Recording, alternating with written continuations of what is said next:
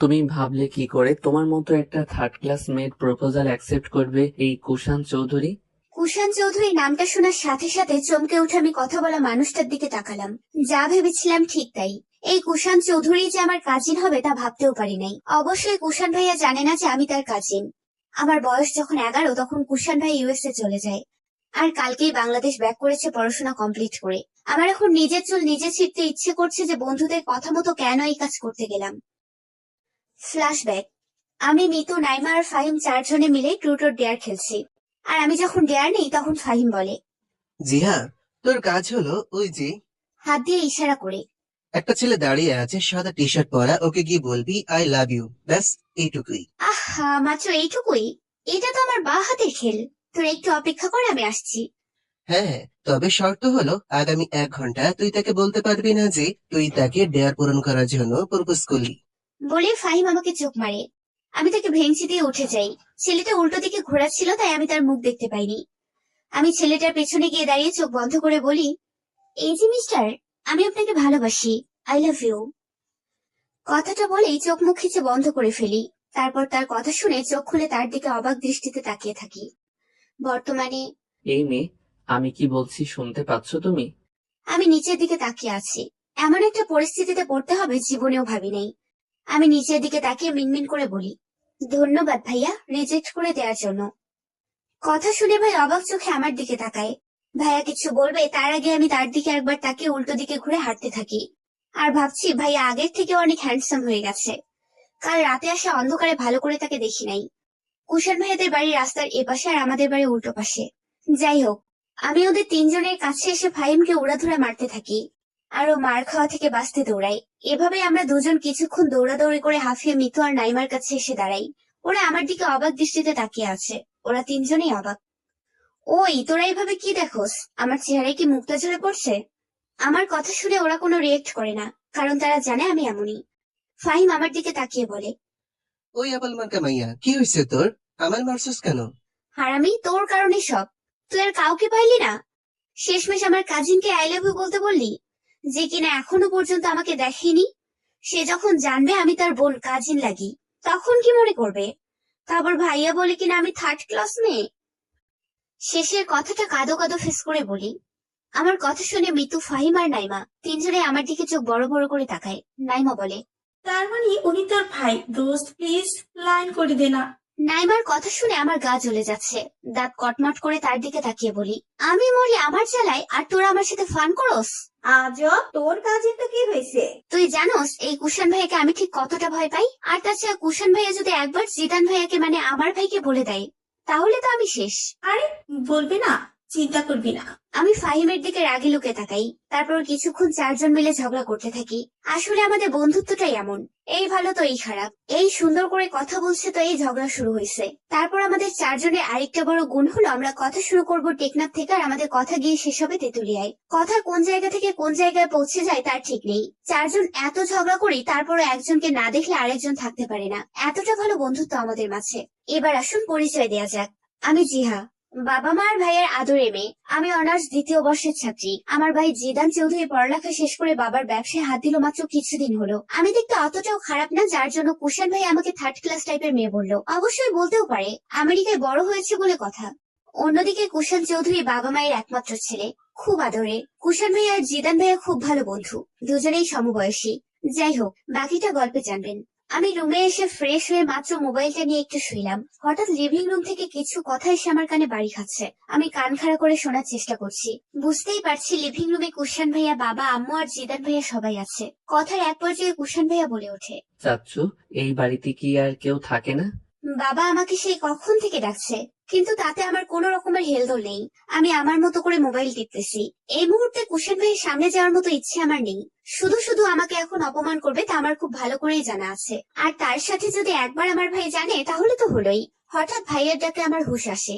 ভাইয়া ডাকছে, তার মানে সে এখন আমার রুমে আসবে। ভাইয়া রুমে এসে যদি দেখে আমি শুয়ে শুয়ে মোবাইল দেখি আর তাদের ডাকে সাড়া দিই না, তাহলে আজ আমার খবর করে ফেলবে। কি করব কি করব ভাবতে ভাবতেই মাথায় আইডিয়া আসলো। ভাইয়া জানে কোন কাজে থাকলে আমি তাদের ডাকে সাড়া দিই না। আইডিয়াটা মাথায় আসতেই আমি মুচকি হেসে এক লাফে উঠে গিয়ে টেবিলে বসে পড়তে থাকি। যদিও এখন পড়ার সময় না, তারপরও পড়তে বসেছি আমি। এমন সময় ভাইয়া আবার ডাক দেয় আমার রুমের সামনে দাঁড়িয়ে। জিহু, ওই জিহু, কই তুই?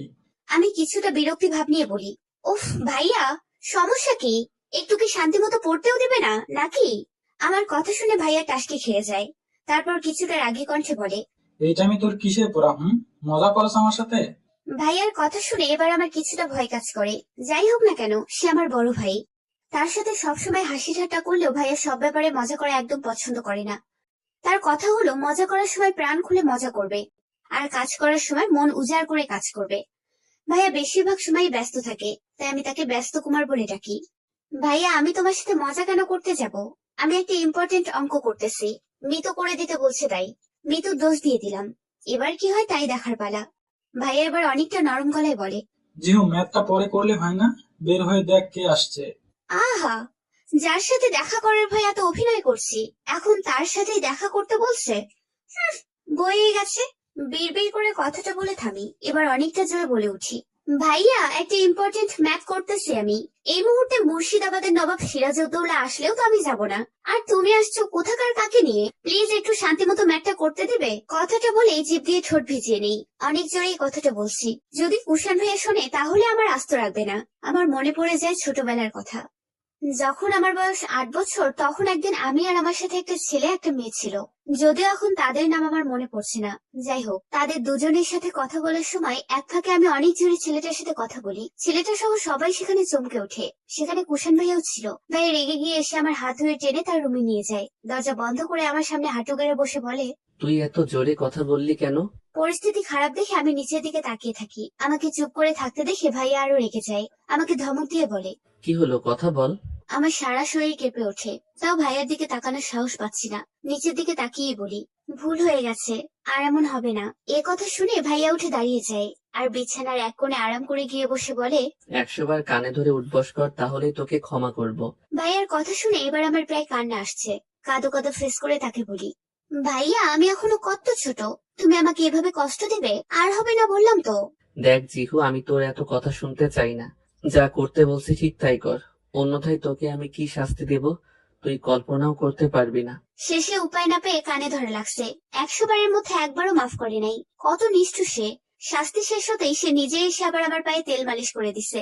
এই শাস্তির পরে 3 দিন আমি তার সাথে কোনো কথা বলি নাই। ভাইয়া অনেকবার সরি বলছে, আমাকে চকলেট কিনে দিছে, কতভাবে রাগ ভাঙানোর চেষ্টা করছে, কিন্তু আমি তো আমি।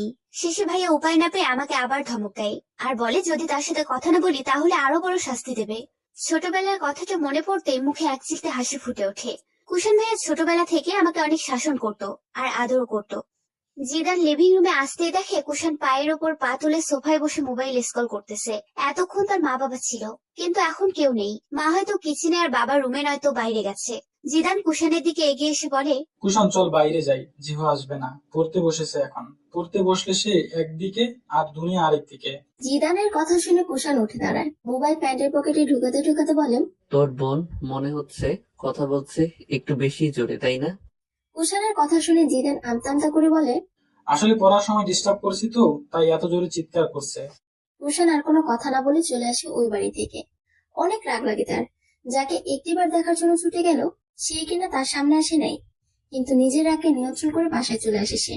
বাড়িতে ঢুকতে তার মা বলে, কি রে কুষাণ, কই ছিলি বাবা? চাচুর সাথে দেখা করতে গেছি মা। তার মা আরো কিছু বলতে যাবে তার আগে কুষাণ সেই স্থান ত্যাগ করে। জ্যৈষ্ঠ মাসের প্রথম দিকে তীব্র গরমে চারদিকে গমগমে ভাব। গ্রামাঞ্চল হলে হয়তোবা এত গরম পড়তো না, কোলাহলযুক্ত এই শহরে সবকিছুর পরিমাণে বেশি, তেমনি গরমটা যেন একটু বেশি। চারদিকে ভ্যাপসা গরমে কুষাণ পাগল প্রায়। যখন সে আমেরিকায় ছিল তখন এত গরম ছিল না। অবশ্যই এটা বাংলাদেশ বলে কথা। মাত্র শাওয়ার নিয়ে বের হলো কুষাণ। টাওয়াল হাতে নিয়ে ব্যালকনিতে যেতেই তার চোখে পড়ে একটা মেয়েকে। নীল থ্রি পিস পরা চুলগুলো সব ছড়িয়ে ছিটিয়ে আছে, দেখেই বোঝা যাচ্ছে মাত্র শাওয়ার নিয়ে বের হয়েছে।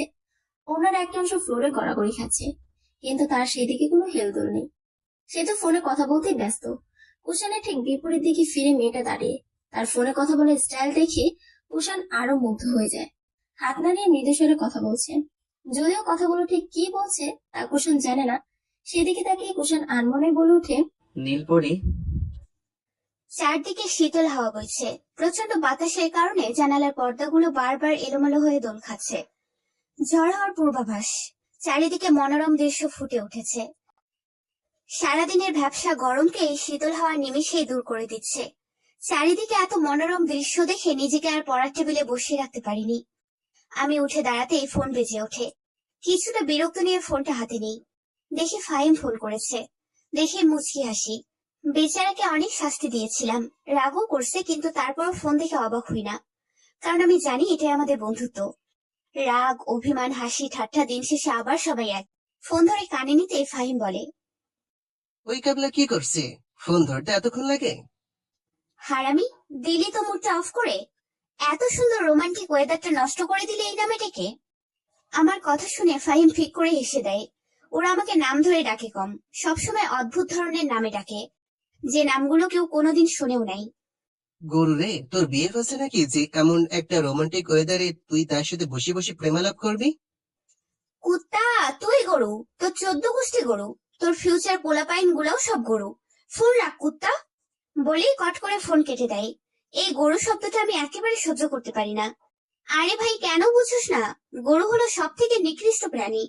এমন একটা প্রাণী যে যেখানে খায় সেখানেই ঘুমায়, আর সেখানেই। আর আমাকে কিনা বলছে গরু, ভাবা যায় এটা?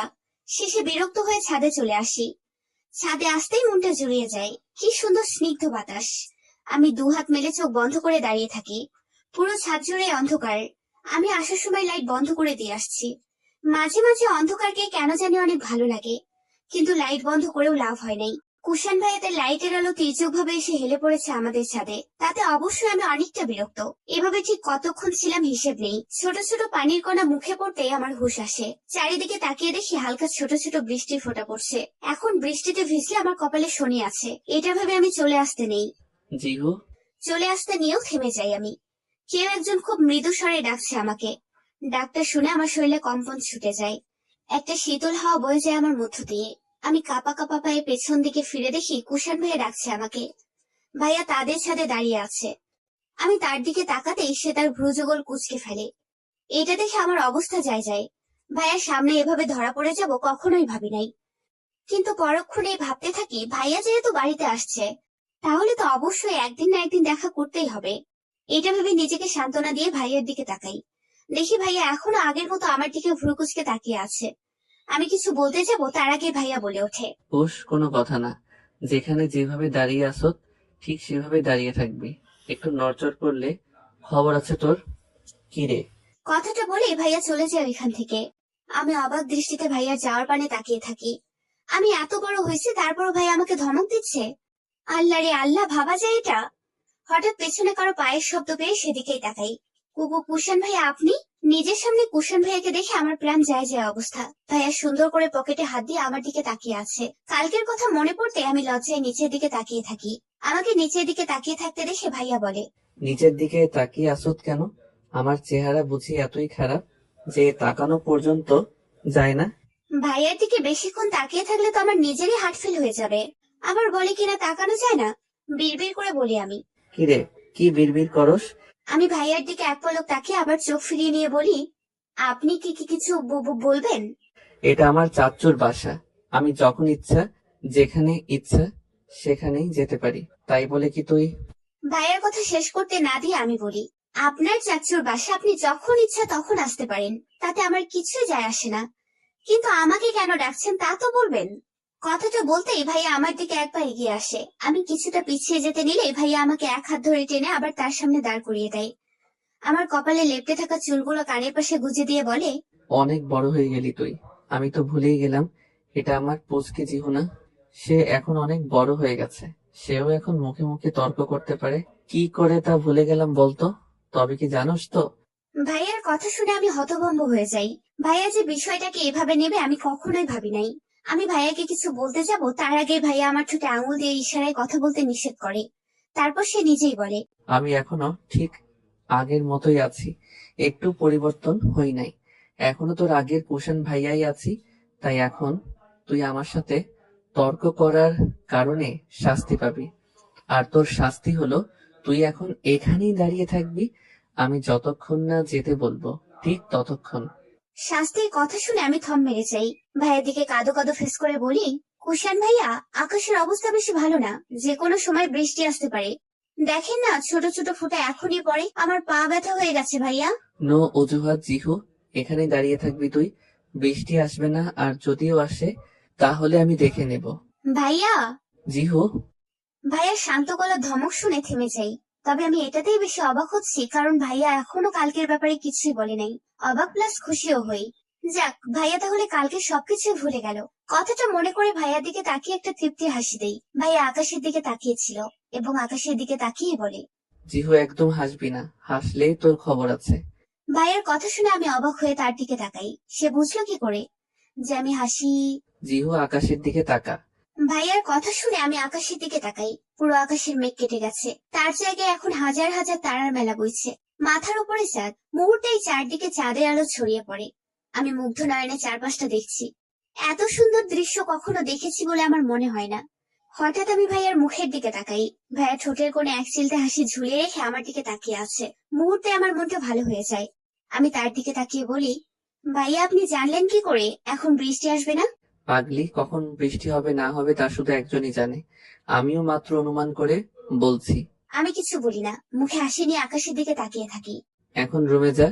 ভাইয়ার কথা শুনে আমি ঠোঁট উল্টে বলি, এখন যাব না আমি। আমার কাছে পরিবেশটা অনেক ভালো লাগছে।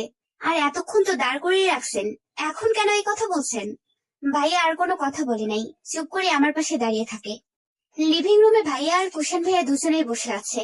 আমি গুটি গুটি পায়ে সেদিকে এগিয়ে যেতেই কুশান ভাই একবার আমার দিকে তাকিয়ে আবার চোখ সরিয়ে বলে, জিদান, তোর বন্ধু দেখছি আজকাল ছেলেদেরকে প্রপোজও করতে জানে। আমি হতভম্ব হয়ে ভাইয়ার দিকে তাকিয়ে আছি।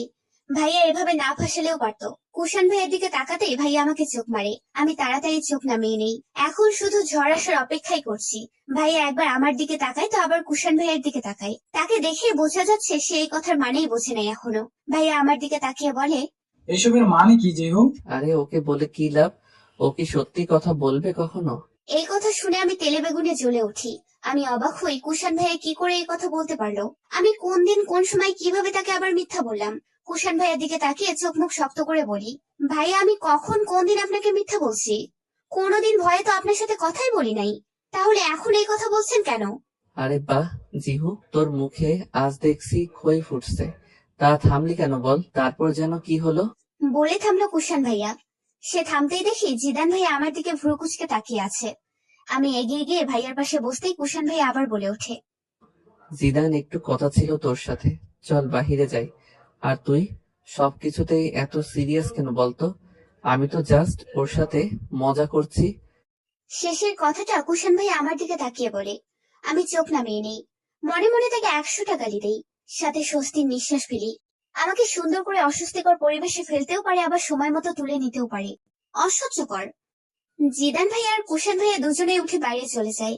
ওরা চলে যেতেই আমিও উঠে রেডি হয়ে নেই ভার্সিটিতে যাওয়ার জন্য। ভার্সিটিতে আসতেই সবাই আমাকে ঘিরে ধরে। সবাই বলতে মিতু, ফাহিম আর নাইমা। আমি ওদের দিকে ভ্রু কুচকে তাকাই। কিহু রে, কিহু, একটা সুযোগ করে দে না প্লিজ। তারপর আর তোর কাছে কিছু চাইবো না। ওই, কি রে, তোর না বফ আছে? তাহলে আবার লাইট মারার প্রস্তুতি নিস কেন, হ্যাঁ? আরে কিহুর ভাই তো হলো আমার ক্রাশ, আর ক্রাশের সাথে লাইন মারা যেতেই পারে, স্বাভাবিক। সবার আগে তোরা আমার নামের উচ্চারণটা ঠিক কর। আজ পর্যন্ত কোনোদিনও তো আমার নামটা পর্যন্ত ঠিক মতো উচ্চারণ করতে পারে না। আবার বলে কিনা ক্রাশির সাথে সাক্ষাৎ করিয়ে দিতে। শোন কিহু, তোকে এই নামে আদর করে ডাকি আমি, এত ভালোবেসে ডাকি, তারপরও বলে কিনা তার নাম ঠিক মতো উচ্চারণ করতে পারে না। আল্লাহ, উপরে নিয়ে যাওনি কেন এই কথা শোনার আগে? নাইমার কথা শুনে আমরা সবাই হেসে দেই। মিতু আমার দিকে তাকিয়ে বলে, আচ্ছা, তুই এটা বল যে তোর ভাইয়া কি তোকে পরে কিছু এই বিষয়ে কিছু বলছে? মিতুর কথা শুনে আমার রাগ হয় অনেক। রেগে ওর দিকে তাকিয়ে বলি, কান খুলে শুনে রাখ তোরা, কুশান ভাই আমার ভাই না, কাজিন।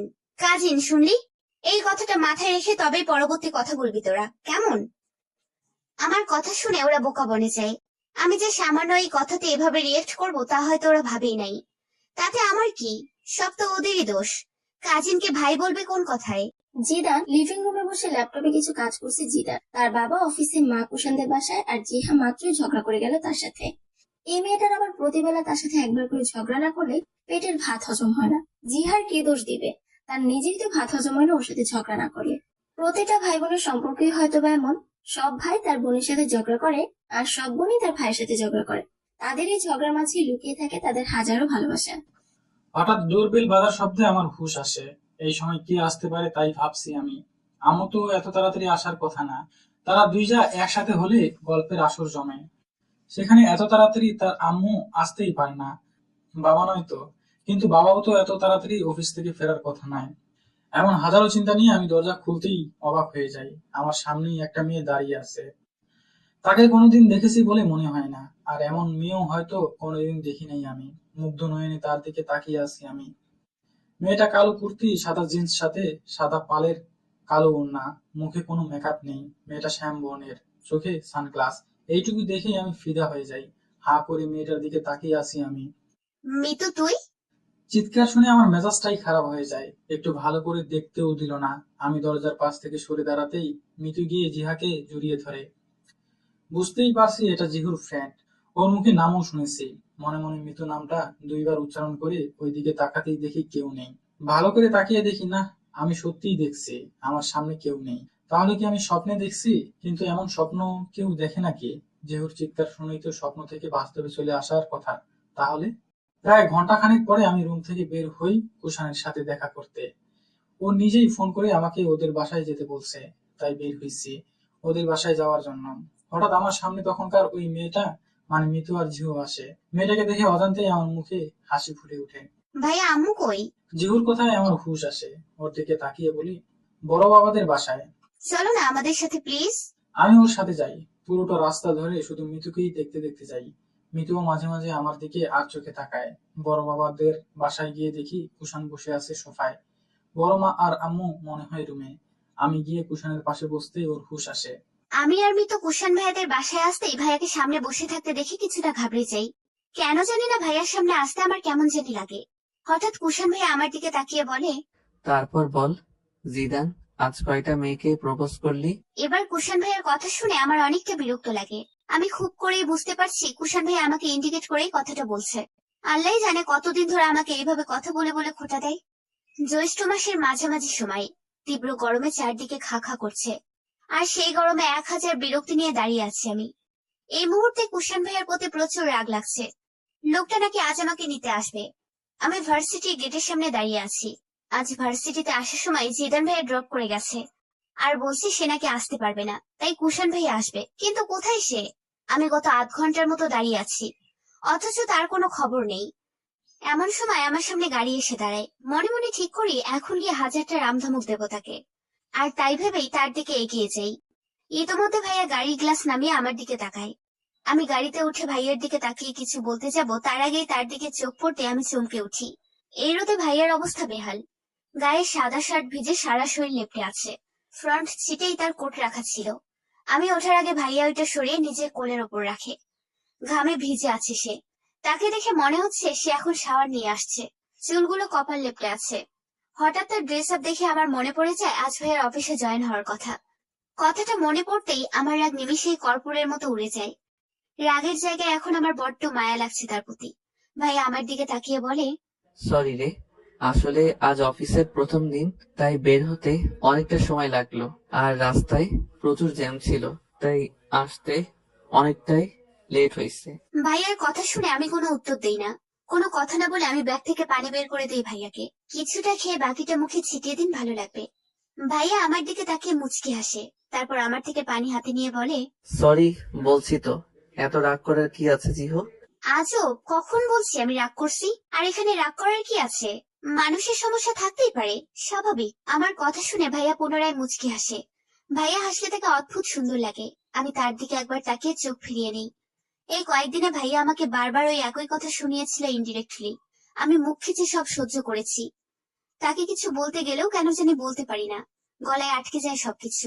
ভাইয়া একটা কথা বলি আপনাকে। হঠাৎ আবার এই কথা শুনে ভাইয়া আমার দিকে আর চোখে তাকায়। বল। সেদিন আমি ইচ্ছে করে আপনাকে প্রপোজ করি নাই।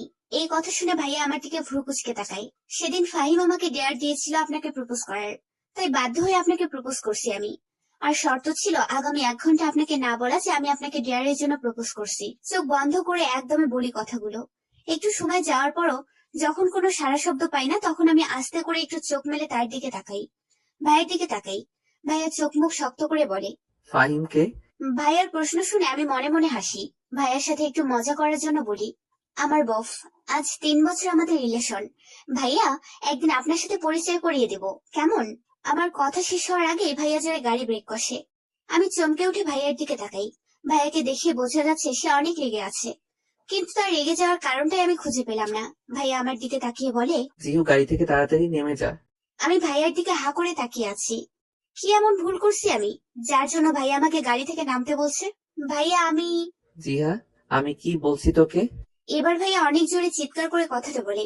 ভাইয়াকে এভাবে রেগে যেতে দেখে আমার ভয় লাগে। ভাইয়ার চিৎকার শুনে ভয়ে কেঁপে উঠি আমি। আমি কথা না বাড়িয়ে গাড়ি থেকে নেমে যাই। আমার চোখ ঝাপসা হয়ে আসে। অজান্তেই চোখ থেকে কয়েক ফোঁটা পানি গড়িয়ে পড়ে। আমি গাড়ি থেকে নামতেই ভাইয়া পুনরায় গাড়ি স্টার্ট দিয়ে আমাকে রেখেই চলে যায়। আমি দাঁড়িয়ে কাঁদতে থাকি। ভাইয়া কেন আমার সাথে এমন করলো তাই এখনো বুঝতে পারছি না। আমি সহজে কান্না করি না, কিন্তু আজ অনেক কান্না আসতেছে। ভাইয়া আমার সাথে এমন না করলেও পারতো। কতক্ষণ এভাবে দাঁড়িয়েছিলাম জানা নেই। হঠাৎ আমার সামনে একটা গাড়ি এসে থামে। গাড়িটা ব্রেক কষে দাঁড়াতেই আমি চোখ তুলে সেদিকে তাকাই। তাকিয়ে দেখি জিদান ভাইয়া গাড়ি নিয়ে দাঁড়িয়ে আছে। আমাকে তার দিকে তাকাতে দেখে ইশারায় গাড়িতে এসে বসতে বলে। আমার চোখে এখনো পানি। আমি কোনো দ্বিমত প্রকাশ না করে এগিয়ে গিয়ে গাড়িতে বসতেই পুনরায় ভাইয়া গাড়ি চলতে থাকে। ভাইয়া আমাকে একটা প্রশ্নও করে নাই। অন্য সময় হলে এখন আমাকে হাজারটা প্রশ্ন করতো, কেন কান্না করছে, কি হয়েছে আমার, কেউ কি কিছু বলেছে আমাকে, ব্লা ব্লা। কিন্তু এখন কোনো প্রশ্ন করে নাই দেখে আমি অনেক অবাক হই। ভার্সিটি থেকে এসে সেই যে রুমে ঢুকলাম এখনো বের হই নাই। এখন রাত 8টা বাজে। ভার্সিটি থেকে এসে শাওয়ার নিয়ে আমি রুমে অনেকক্ষণ বসেছিলাম বলে ভুল হবে। বসে বসে মিতুর সাথে কথা বলছি। ওদের থেকে আমি কোনো কথাই গোপন রাখি না, তাই সবকিছুই বলছি। সব শুনে ও বলছে, দেখ জিহু, আমার মনে হয় কুষাণ ভাইয়া তোর এই কথাই রাগ করছে। তুই কেন বলতে গেলি যে তুই ফাহিমকে ভালোবাসিস? এটা বলা হয়তো তোর উচিত হয় নাই। কিন্তু এত মাইন্ড করার কি আছে, আমি তো তার সাথে মজা করছি। আর কেনই বা ভাইয়া এই কথা শুনে এতটা রিয়েক্ট করলো? আমি যা ভাবছি তা নাও হতে পারে। তুই একটা কাজ কর, তুই বরং এখন কুষাণ ভাইয়াদের ফ্ল্যাটে যা, গিয়ে দেখ ভাইয়া কি করে। যদি মন খারাপ করে থাকে তাহলে মনটা ভালো করে দিয়ে আয়। আমি অবাক হয়ে মিতুর কথা শুনছিলাম, ভাবছি আসলেই কি মিতু পাগল টাগল হয়ে গেল নাকি। এই মিতু, তুই কি পাগল নাকি? আর আমি তার মন ভালো করবো কিভাবে? সেটা তুই ভালো জানিস, আমি কিভাবে জানবো? যেটা বলছিস সেটা কর, তোর জন্য ভালো হবে। বলেই কট করে ফোনটা কেটে দেয়। আমি ফোনের দিকে এক দৃষ্টিতে তাকিয়ে আছি। কি করব তাই ভেবে পাচ্ছি না। ভাবতে ভাবতেই তখন ঘুমিয়ে পড়েছিলাম। এখন ঘুম থেকে উঠে এত রাত হয়ে গেল দেখতে অনেকটা চমকে উঠি। আবার ভাবতে থাকি, আসলেই কি আমার ভাইয়ের কাছে যাওয়া উচিত? উনি এত অল্পতেই কেন রেগে গেলেন? আমাকে তো উনি সহ্যই করতে পারেন না। তবে এমন হাজারটা প্রশ্ন আমার মনে পীড়া দিচ্ছে। ভাবনার মাঝে আম্মু ডাক দিল। জিহা, মা কি হয়েছে তোর? দরজা খুলিস না কেন? না খেয়ে থাকবি নাকি আজ? আমি ফোঁস করে একটা দীর্ঘশ্বাস ফেলে বলি, আম্মু পরে খেয়ে নেবো আমি, এখন ইচ্ছে করছে না আমার। আম্মু আর বাড়াবাড়ি না করে চলে যায় বুঝতেই পারি, কারণ আম্মু খুব ভালো করেই জানে যে আমি ঠিক কতটা ঘাটতারা। তাই আর কথা বাড়াই না। আমি চোখ বন্ধ করে কয়েকবার নিঃশ্বাস নিয়ে উঠে দাঁড়াই। উঠে গিয়ে ফ্রেশ হয়ে ফোন হাতে নিয়ে রুম থেকে বেরিয়ে আসি। জিদান ভাইয়া লিভিং রুমে বসে বসে মোবাইলে কিছু দেখছে, আম্মু কিচেনে। আমি ধীর পায়ে গিয়ে ভাইয়ার পাশে বসে পড়ি।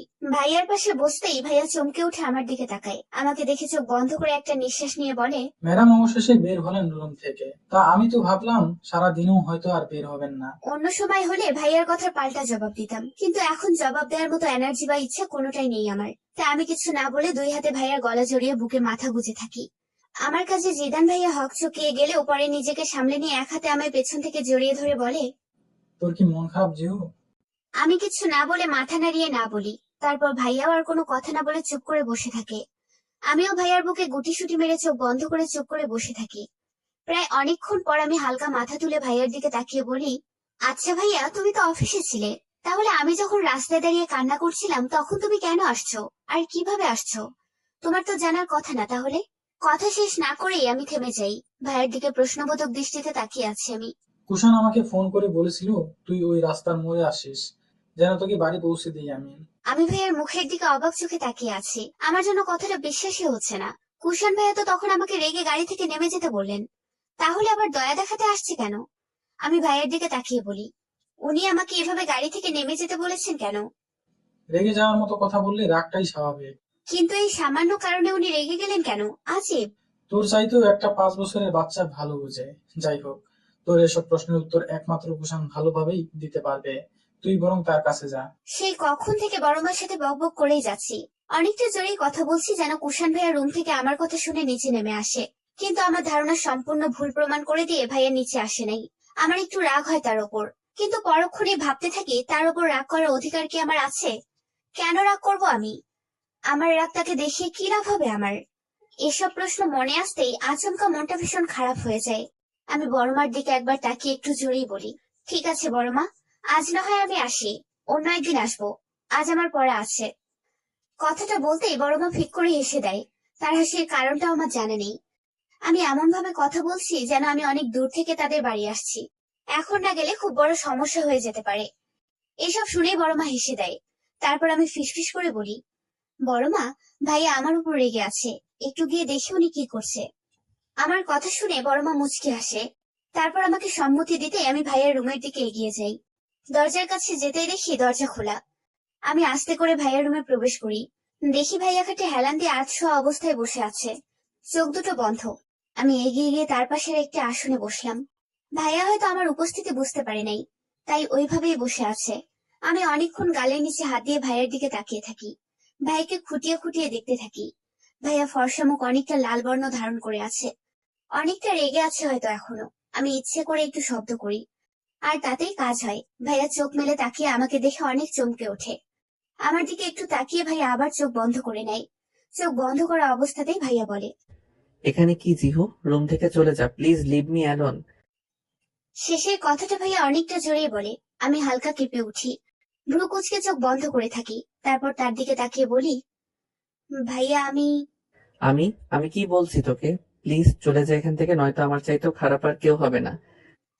কিন্তু তাতেও আমার কোনো নড়চড় নেই। আমি নিচের দিকে তাকিয়ে একদমই বলি, সরি ভাইয়া, তখন আমি আপনার সাথে মজা করে এই কথাটা বলেছিলাম। ফাইন তো আমার জাস্ট ফ্রেন্ড, আমার কোনো বফ টফ নেই, প্লিজ রাগ করবেন না। অনেকটা করুণ গলায় বলে উঠি আমি। আমার কথা শেষ হতেই ভাইয়া চোখ মেলে আমার দিকে তাকিয়ে বলে, আমি কি তোকে বলেছি যে আমি রাগ করছি? আমি মাথা নেড়ে না বলি। তারপর নিচের দিকে তাকিয়ে বলি, তাহলে আপনি আমার সাথে এমন করছেন কেন? আর আমার মতো থার্ড ক্লাস একটা মেয়ে যদি বফ থাকেও, আপনি এত জেলাস ফিল করছেন কেন? কথাটা শুনেই কুষাণ ভাইয়া আমার দিকে রাগে লুকে তাকায়। আমি ডোন্ট কেয়ার ভাব নিয়ে বসে আছি। হঠাৎ ভাইয়া আমার সামনে থেকে উঠে বেলকনিতে চলে যায়। আমিও ছাড়া পাচ্ছি নই, তাই আমি উঠে ভাইয়ার পেছন পেছন বেলকনিতে যাই। ভাইয়া দু হাত বুকে গুজে বাইরের দিকে তাকিয়ে আছে। আমি এগিয়ে গিয়ে ভাইয়ার পাশে দাঁড়াই। তারপর ভাইয়ার দিকে তাকিয়ে বলি, ভাইয়া আমার প্রশ্নের উত্তর দেন প্লিজ। ভাইয়ের দিকে তাকিয়ে করুণ কণ্ঠে বলি, কুষাণ ভাইয়া কোনো কথা না বলে আগের মতোই দাঁড়িয়ে আছে। আমার এবার অনেক বিরক্ত লাগছে। আমি চলে যাই তাহলে। আসতে যেহেতু কোনো অনুমতি লাগে নাই, তাহলে যেতে অনুমতি লাগার কথা না। অবশেষে তার মুখ থেকে কথা বের করতে পারলাম, ওকে আমি চলে যাব। তার আগে একটা কথা বলেন, আমার মতো থার্ড ক্লাস। আমি কথা পুরোটা শেষ না করতেই ভাইয়া আমার দিকে রাগি লুকে তাকায়। তাকে এভাবে তাকাতে দেখে আমি কিছুটা ঘাবড়ে যাই। ভাইয়া আমার দিকে দুই পা এগিয়ে এসে আমার কোমর জড়িয়ে তার সাথে মিশিয়ে নেয়। কুষাণ ভাইয়ের কাজে আমি পুরোই শকড। আপাতত আমার মাথা হ্যাং হয়ে আছে, কোনো কিছুতেই কাজ করছে না। ভাইয়া আমার কপাল থেকে ছোট ছোট চুলগুলো কানের কাছে গুজে দেয়। তার প্রতিটা স্পর্শে আমি কেঁপে উঠি। অবাক দৃষ্টিতে তার দিকে তাকিয়ে আছি। ভাইয়া আমাকে তার দিকে এভাবে তাকিয়ে থাকতে দেখে মুচকি হেসে বলে, তোর মতো একটা থার্ড ক্লাস মেয়ে যদি বফ থাকে তাহলে আমার অনেক কিছু। ইভেন যদি তোর কোনো বফ থাকেও, থাকলে তার কথা ভুলে যা। আমি এখনো ভাইয়ার দিকে অবাক দৃষ্টিতে তাকিয়ে আছি। কেন? বিকজ আমি বলছি তাই। কেন, তার জন্য বুঝি আলাদা কোনো রিজন দেখাতে হবে? কথাটা বলেই ভাইয়া আমাকে ছেড়ে দেয়। তারপর আবার আমার দিকে রাগি লুকে তাকিয়ে বলে, এখন গিয়ে সুন্দর করে খেয়ে নিস, আমি একটু পর ওই ফ্ল্যাটে আসছি। আর এসে যদি শুনি তুই এখনো খাওয়া দাওয়া করিস নাই, তাহলে তখন কি হবে তা তখন দেখবি। এখন যা। রুমে বসে বসে মিথুর সাথে চ্যাটিং করছি। রুমে এসে সবার আগে খাওয়া দাওয়া করে নেই। কুষাণ ভাইয়াকে বিশ্বাস নেই, যখন যা ইচ্ছা তাই করতে পারে, তাই বাসায় এসে আগে খেয়ে নেই। হঠাৎ আমার রুমে জিদান ভাইয়া আসে। ভাইয়া এসে আমার কোলে মাথা রেখে শুয়ে পড়ে। হঠাৎ ভাইয়ার আগমনে আমি কিছুটা হকচকিয়ে যাই। ভাইয়া ছোট বাচ্চাদের মতো চকলেট খেতে খেতে আমাকে বলে, কিরে মিসেস পেতনি, কি করিস? ভাইয়ার কথা শুনে আমি রেগে গিয়ে ভাইয়ার চুল টেনে দেই। ভাইয়া আউচ বলে মৃদু চিৎকার করতে আমি হেসে দেই। ভাইয়া আমি মিসেস হলাম কখন, কোন দিন, কিভাবে? আমার কথা শুনে ভাইয়া ফিক করে হেসে দেয়। তারপর আমার মাথায় টোকা দিয়ে বলে, খুব তাড়াতাড়ি তো বড় হয়ে গেছিস, এখন তো বিয়ে দিতে হবে। তা কবে বিয়ে করবি শুনি? আমি কখনোই এত তাড়াতাড়ি বিয়ে করব না। সবার আগে তোমার বিয়ে হবে। তারপর তুমি ছোটবেলা থেকে এখন পর্যন্ত আমার মাথা থেকে যতগুলো চুল ছিলে ঠিক ততগুলো চুল তোমার বইয়ের মাথা থেকে ছিঁড়বো। তারপর চিন্তা করে দেখবো বিয়ে করব কি করব না। তারপর শুরু হয়ে যায় আমাদের দুই ভাই বোনের খুনসুটি ঝগড়া। ভাইয়ের সাথে অনেকক্ষণ হাসি ঠাট্টা মারামারি করে ক্লান্ত হয়ে দুজনে বসে পড়ি। ভাইয়া লম্বা হয়ে খাটের উপর শুয়ে পড়ে। হঠাৎ ভাইয়া কল আসায় ভাইয়া মোবাইল নিয়ে উঠে চলে যায়। আমি ফ্রেশ হয়ে এসে পড়তে বসি। প্রায় অনেকক্ষণ পড়ার পর হঠাৎ গিটারের টুংটাং শব্দে আমি চমকে উঠি। কিছুটা অবাক হয়ে আমি উঠে দাঁড়াই। গিটারের শব্দ লক্ষ্য করে এগিয়ে যাই। বেলকনিতে গিয়ে দেখি কুষাণ ভাইয়া তার বেলকনিতে দোলনায় বসে গিটারের সুর তুলছে। হঠাৎ ভাইয়ার আজকে করা কাজগুলো আমার মনে পড়ে যায়। আনমনেই হেসে উঠি। মনে মনে ভাবছি, সত্যি ভাইয়া একটা আজব ধরনের প্রাণী। যে প্রাণীর সম্পর্কে আমি অনেক কিছুই জানি, অনেক বুঝি তাকে, কিন্তু তাও মনে হয় কে সে। আমি তো তাকে চিনি না, তাকে বুঝি না। আচ্ছা, সে কি আমার জীবনের বিশেষ কেউ? কথাটা একবার মনে আসতে নিজেকে নিজে গালি দিতে থাকি। শ্রী জিহা, তোর ভাবনা কোন দিন থেকে এতটা নিচে নেমে গেল? ও তোর ভাই, শুধুই ভাই, আর কিছুই না। এর চেয়ে তো বেশি কিছু ভাবাটা তোর ঠিক না। কোথায় তোর কুষাণ ভাই আর কোথায় তুই? এই দিকটা অন্তত একবার চিন্তা করবি। এসব বলে নিজেকে সান্ত্বনা দিতে থাকি। হঠাৎ কুষাণ ভাইয়া গান গেয়ে ওঠে। যদি এমন হতো তোমায় নিয়ে স্বপ্নগুলো সত্যি হতো, যদি এমন হতো তোমার সাথে সময়টুকু অসীম হতো, তুমিও কি তাই চাও বলো আমায়? কেটে যায় প্রায় 2 মাস। এই 2 মাসে অনেক কিছু ঘটে যায়। সময়ের সাথে সাথে সবকিছুই বদলে যায়। শ্রাবণ মাসের মাঝামাঝি সময়। রাত প্রায় 2টা বাজে। বাহিরে প্রচুর ঝড় উঠেছে। সন্ধ্যা থেকে একটানা বৃষ্টি লেগেই ছিল। অবশ্যই বর্ষাকাল বলে কথা। আমি রুমে কাঁথা মুড়ি দিয়ে গুটিসুটি মেরে শুয়ে আছি। হালকা শীত শীত লাগছে। চোখ বন্ধ করতেই কুষাণ ভাইয়ের হাস্যোজ্জ্বল মুখখানা ভেসে ওঠে চোখের সামনে। এই 2 মাসে কুষাণ ভাই আমাকে অনেকভাবে জ্বালিয়েছে। 2 মাসে ভালো করে 2টা দিনও ঠিকমতো শান্তিতে থাকতে দেয়নি তিনি আমাকে। নানাভাবে বিরক্ত করতো আমাকে। কখনো এসে আমার কোলে মাথা রেখে বলতো তার মাথায় আলতো করে বিলি কেটে দিতে। তার নাকি মাথা ব্যথা করে। আমিও বাধ্য মেয়ের মতো তার মাথায় বিলি কেটে দিতাম। কখনো কখনো তাদের ফ্ল্যাটে গেলে বলতো তাকে খাইয়ে দেওয়ার জন্য। তার নাকি হাতে ব্যথা করে। কাজগুলো করতে আমার প্রথম প্রথম বিরক্ত লাগলেও এখন বেশ ভালো লাগে। আলাদা একটা অনুভূতি কাজ করে তার প্রতি। আমি জানি না এই অনুভূতির নাম কি দেয়া যায়, তবে বলবো যে আমার এই অনুভূতি সবার থেকে আলাদা। এখন তাকে নিয়ে ভাবতে অনেক ভালো লাগে। মাঝে মাঝে তার করা কাজগুলো দেখে সত্যি অবাক হয়ে যাই। কুষাণ ভাইয়া প্রতিদিন অফিস থেকে আসার সময় আমার জন্য কখনো আইসক্রিম, ফুচকা, বিরিয়ানি নিয়ে আসতো। কখনো বা আসার সময় হাতে এক গাদা চুড়ি নিয়ে আসতো। চুড়ি বরাবরই আমার খুব পছন্দের। কিন্তু আজ আমার মনটা ভীষণ খারাপ লাগছে। আজ সারাদিনে একবারের জন্য কুষাণ ভাই আমাদের ফ্ল্যাটে আসে নাই।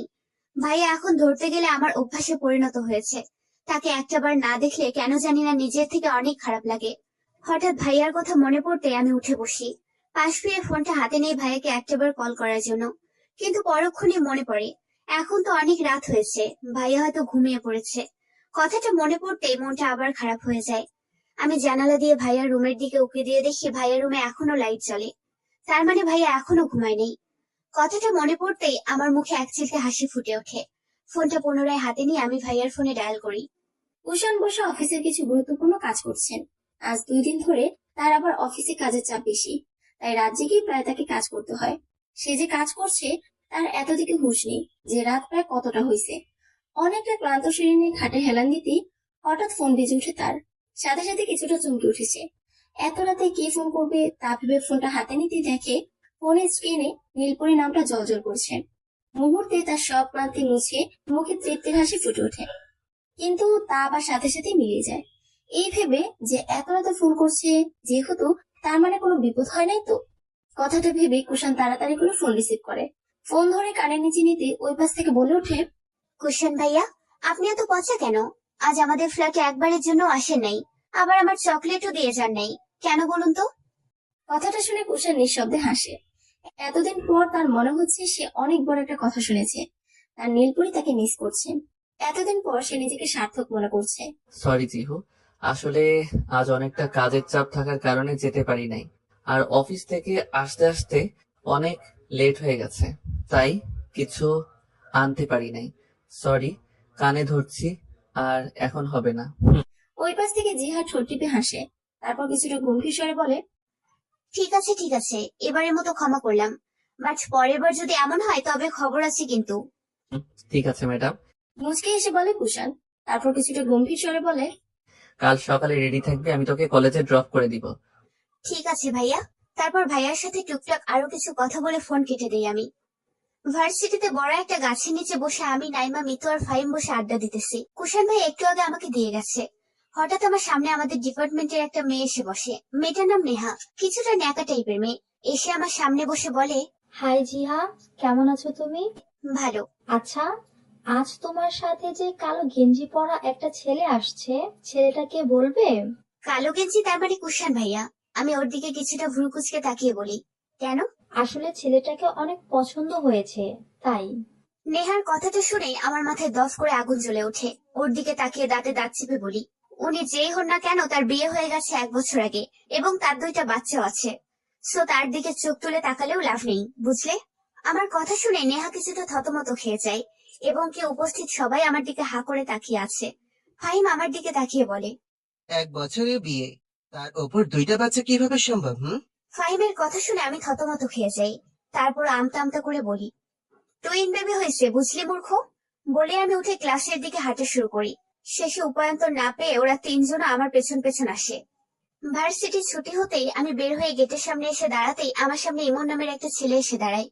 ছেলেটাকে আমি চিনি, আমাদের ভার্সিটির সিনিয়র ভাই।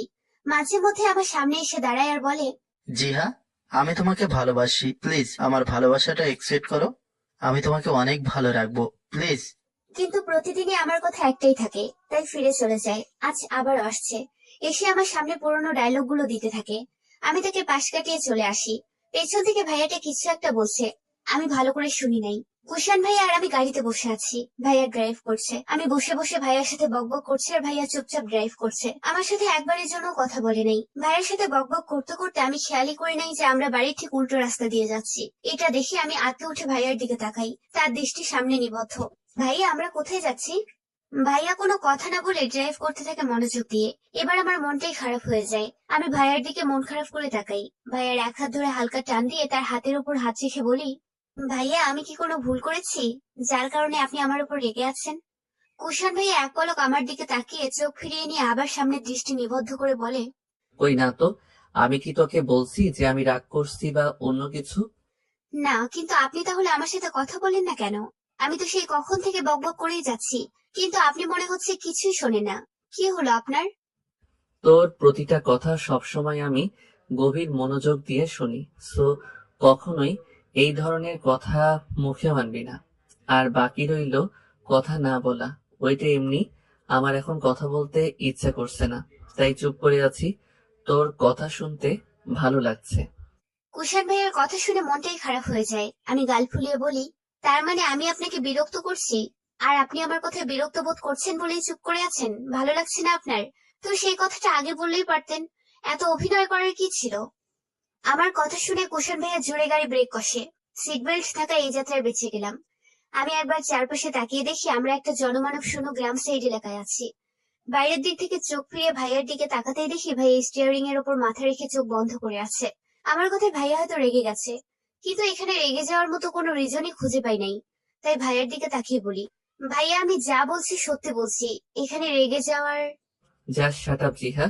যে সব কথার কোনো মানে বুঝিস না তা নিয়ে এত গবেষণা করতে কে বলছে তোকে? আমাকে কথা শেষ করতে না দিয়ে ভাইয়া জোরে ধমক দিয়ে বলে ওঠে। আমার বুঝ হওয়ার পর থেকেই প্রথমবারের মতো দেখলাম কুশান ভাই আমাকে পুরো নামে ডাকছে, নয়তো সব সময় আমাকে জিহু বলেই ডাকে। আমার এবার অনেক ভয় করছে। ভাইয়া বাইরের দিক থেকে চোখ ফিরিয়ে এনে আমার দিকে তাকায়, তারপর বলে, জিহা, তুই নিজেও জানিস না আমার কাছে তোর মূল্য ঠিক কতটুকু। কি বলবো আমি তোকে, কথা বলার কোনো অবস্থাতেই নেই এখন আমি। যে মানুষটার একটু কথা শোনার জন্য দিশেহারা হয়ে যেতাম, যাকে একটা মুহূর্ত দেখার জন্য মন চাইতো, সে যখন আমার পাশে থাকে কিংবা কথা বলে, তখন কেন আমার বিরক্ত লাগবে জিহু? কেন? Answer me. ভাইয়ার চিৎকারে আমি কেঁপে উঠি। নিচের দিকে তাকিয়ে ভাইয়ের বলা কথাগুলো আমি ভাবতে থাকি। ভাইয়া কেন এই কথাগুলো বলছে? আমাকে দেখতে তার ইচ্ছে করে, আমার কথা শুনতে সবসময় মন চায়, কেন? তার মানে কি ভাইয়া আমাকে? আর কিছু ভাবতে পারছি না আমি। ভাইয়ের দিকে তাকাতেই দেখি ভাইয়া গাড়ি স্টার্ট দিচ্ছে। তার চোখ মুখ পুরোটাই লাল হয়ে আছে, বেশি রেগে গেলে যা হয় আর কি। ভাইয়া গাড়ি ঘুরিয়ে আবার বাড়ির পথে যেতে থাকে। আমার একবার ইচ্ছে করছিল তাকে জিজ্ঞেস করে যে আমরা কোথায় যাচ্ছিলাম, কিন্তু সাহসী হয়নি তার সাথে দ্বিতীয়বারের মতো কথা বলার। আমি নিচের দিকে তাকিয়ে আছি। কেটে যায় আরো 3 দিন। এই 3 দিনে প্রতিটা দিন আবার আমাকে এমন ডিস্টার্ব করে গেছে। স্নেহর ভাই কারণে আমি কিছু বলতে পারি নাই। এই 3 দিনের মধ্যে কুশন ভাই একবারের জন্য আমাদের ফ্ল্যাটে আসি নাই। ধরতে গেলে এই 3 দিনে একদিনও আমি ভাইয়াকে দেখি নাই। আমি তো ভেবেছিলাম কুশন ভাই হয়তো বাড়িতে নেই, কিন্তু বড় মাকে জিজ্ঞেস করতেই তিনি বলছে ভাইয়া নাকি বাড়িতেই আছে। অফিসে কাজের চাপ হয়তো একটু বেশি, যার কারণে ভাইয়াকে দেখা যাচ্ছে না। কিন্তু আমার তা মনে হচ্ছে না। আমার কেন জানি মনে হচ্ছে ভাই আমাকে ইগনোর করছে। আমার সাথে ইচ্ছে করেই দেখা করছে না। আমার কিচ্ছু ভাল লাগে না। সব সময় ইচ্ছে করে একবার কুশন ভাইয়ের সাথে কথা বলি। ভাইয়াকে একবারের জন্য একটু দেখতে ইচ্ছে করে। আবার অনেক কান্না আসছে, সহ্য করতে পারছি না কিছুই। এখন রাত প্রায় 9টা বাজতে চলেছে। আমি বেলকনিতে রেলিং এর সাথে হেলান দিয়ে দাঁড়িয়ে আছি। চোখ দিয়ে এক ফোঁটা জল অজান্তে গড়িয়ে পড়ে। আমি জানি না ভাইয়ার জন্য আমার এত খারাপ লাগছে কেন। শুধু জানি তাকে ছাড়া আমার সময় কাটে না। তাকে ছাড়া আমি একেবারেই অচল। হঠাৎ আমার চোখ যায় ভাইয়ের রুমের দিকে, আলো জ্বলছে। তার মানে ভাইয়া এখন বাড়িতেই আছে। আমি এক হাত দিয়ে চোখের জল মুছে রুম থেকে বেরিয়ে যাই কুশান ভাইদের ফ্ল্যাটে যাওয়ার জন্য। লিভিং রুমে এখন কেউ নেই। জিদান ভাইয়া এখন অফিস থেকে ফিরে নাই। বাবা অফিসে, আর মা হয়তো রুমে আছে, যার কারণে আমি আসার সময় কারো চোখেই পড়ি নাই। আমি ভাইয়ার রুমে আসতেই দেখি কুশান ভাইয়া সদ্য শাওয়ার নিয়ে বের হয়েছে। কালো ট্রাউজার আর খালি গায়ে গলায় টাওয়াল ঝুলানো। আমি ভাইয়ার দিকে এক পলক তাকিয়ে চোখ সরিয়ে নিই। ভাইয়াকে দেখে বোঝা যাচ্ছে ভাইয়া আমাকে এখানে মোটেও আশা করে নাই।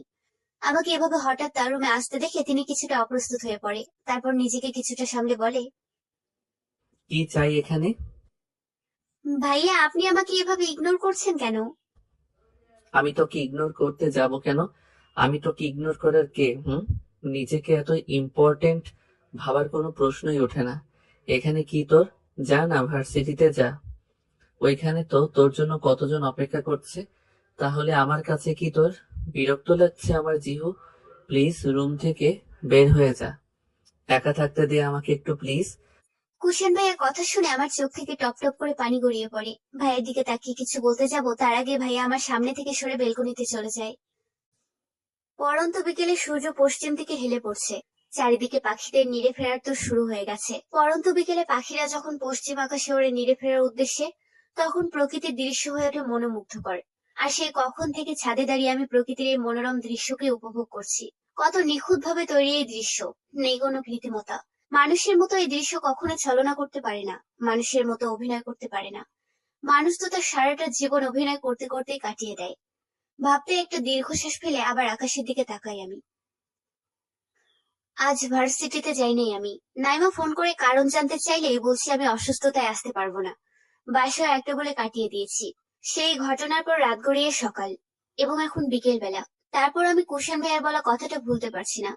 আমার মনে হচ্ছে আমি ভাইয়াকে সত্যিই ভালোবাসি। কিন্তু আমি কি করব এখন? মানুষটা তো বলেই দিল আমাকে নাকি তার বিরক্ত লাগে। যার কাছে আমি একটা বিরক্তকর প্রাণী, সেই মানুষটা আমাকে কি করে ভালোবাসবে? মনে পড়ে যায় আবার ভাইয়ার কাল রাতে বলা কথাটা। আমি তোকে ইগনোর করতে যাব কেন? আমি তোকে ইগনোর করার কে? নিজেকে এত ইম্পর্টেন্ট ভাবার কোনো প্রশ্নই ওঠে না। এখানে কি তোর? যা না, ভার্সিটিতে যা। ওইখানে তো তোর জন্য কতজন অপেক্ষা করছে। তাহলে আমার কাছে কি তোর? বিরক্ত লাগছে আমার। জিহু, প্লিজ রুম থেকে বের হয়ে যা। একা থাকতে দে আমাকে একটু প্লিজ।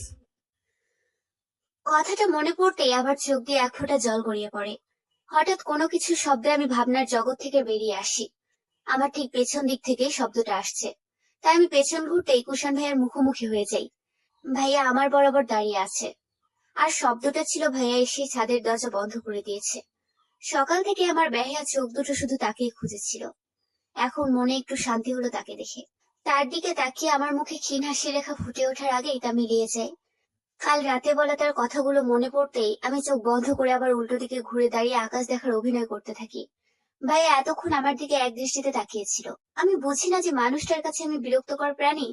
সে এখন আমার কাছে কেন আসছে? এখন যদি কিছু জিজ্ঞেস করি তাহলে বলবে আমার চাচ্চুর বাসা, আমি যখন ইচ্ছে তখন আসবো, তাতে তোর কি? হঠাৎ আমার ঘাড়ে কারো গরম নিঃশ্বাস পড়তে আমি কেঁপে উঠি। পেছন ঘুরে দাঁড়ানোর ক্ষমতা আমার নেই। কুশান ভাই আমাকে পেছন থেকে জড়িয়ে ধরেছে। মুহূর্তে আমার শরীরে একটা শীতল হাওয়া বয়ে যায়। ভাইয়া আমার চুলে মুখ গুজে আছে। তার গরম নিঃশ্বাস আমার ঘাড়ে আছড়ে পড়ছে।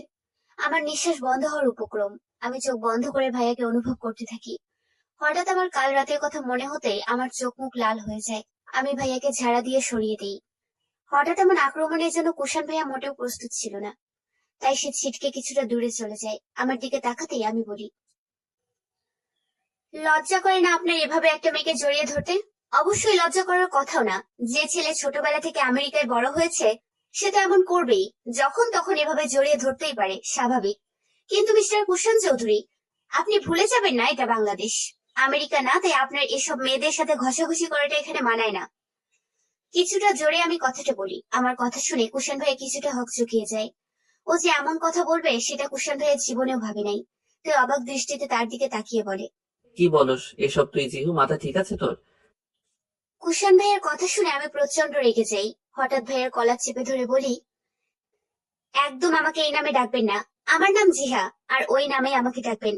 আমাকে জিহু তো তারাই বলবে যাদের কাছে আমি কখনোই বিরক্তকর প্রাণী হয়ে থাকবো না। যারা আমাকে মনে প্রাণে ভালোবাসে একমাত্র তাদেরই এই নামে ডাকার অধিকার আছে। আর আপনার সেই অধিকার নেই মিস্টার কুষাণ চৌধুরী। কচ আপনি সেই অধিকারটুকু হারিয়েছেন।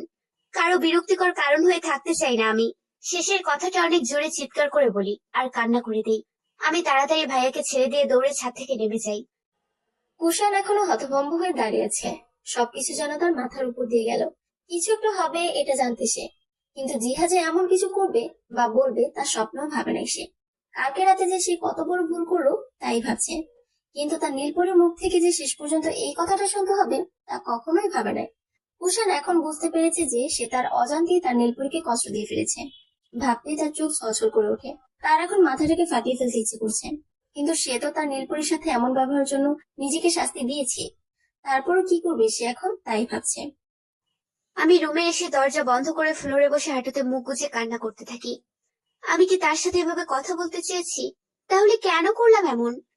কিন্তু আমারই বা কি বা করার ছিল? আমার যে প্রচন্ড রাগ উঠেছিল। এসব ভেবেই কান্না করতে থাকি আমি। ঠিক রাত 10টার দিকে আমার রুমের দরজায় কেউ কড়া নাড়ে। আমি উঠে ওয়াশরুমে গিয়ে মুখে পানি ছিটিয়ে দরজা খুলে দেই। দরজার পাশেই হেলান দিয়ে জিদান ভাইয়া দাঁড়িয়ে আছে। আমি তার দিকে তাকিয়ে মুখে কৃত্রিম হাসি নিয়ে বলি, কি হলো ভাইয়া, কিছু লাগবে তোমার? ভাইয়া আমার দিকে কিছুক্ষণ তাকিয়ে থেকে বলে, না, তেমন কিছুই না। এখন বের হতে পারবি আমার সাথে? ভাইয়ার কথা শুনে আমি অবাক হয়ে যাই। এত রাতে ভাইয়া বের হতে বলছে কেন তাই ভেবে পাচ্ছি না। আমি ভাইয়ার দিকে অবাক চোখে তাকিয়ে বলি, কেন ভাইয়া, কোথায় যাবে এত রাত্রে? ট্রিট দিব তোকে। ভুলে গেছিস নাকি তুই সব? আসলে ব্যস্ততার জন্য সময় পাই না তো, তাই এখন বের হতে চাইছি। বাট যদি তোর কোনো সমস্যা থাকে তাহলে যেতে হবে না। আরে না না, সমস্যা হবে কেন? আমি আমার ট্রিট পাবো এটাই তো অনেক। তুমি 10 মিনিট অপেক্ষা করো, আমি তৈরি হয়ে আসছি। আমার কথা শুনে ভাইয়া আচ্ছা বলে চলে যায়। আসলে ভাইয়া নাকি মিতুকে পছন্দ করে আর ওকে বিয়ে করতে চাই। এটার জন্য আমি একটু মিতুকে যেন রাজি করাই। আমিও যেন কিছু না ভেবে মিতুকে রাজি করানোর পেছনে লেগে যাই। কারণ মিতুকে আমার অনেক পছন্দ, আমার বন্ধু বলে কথা। ওকে রাজি করানোর পর ওর ফ্যামিলিকে জানানো হয়। তারাও এক কথায় রাজি হয়ে যায়। সেদিন ভাইয়া এতই খুশি হয়েছিল যে আমাকে বলছে ট্রিট দেবে, আর তাই এখন নিজের কথা রাখতে আসছে। ঠিক 10 মিনিট পর আমি রেডি হয়ে নিচে নামতেই ভাই আমাকে মেসেজ করে বলে সে বাইরে গাড়ি নিয়ে অপেক্ষা করছে, আমি যেন বাইরে চলে যাই। তার মেসেজ দেখে আমি মাকে বলে বের হয়ে বাইরে আসতেই আমার চোখ ছানা বড় হয়ে যায়।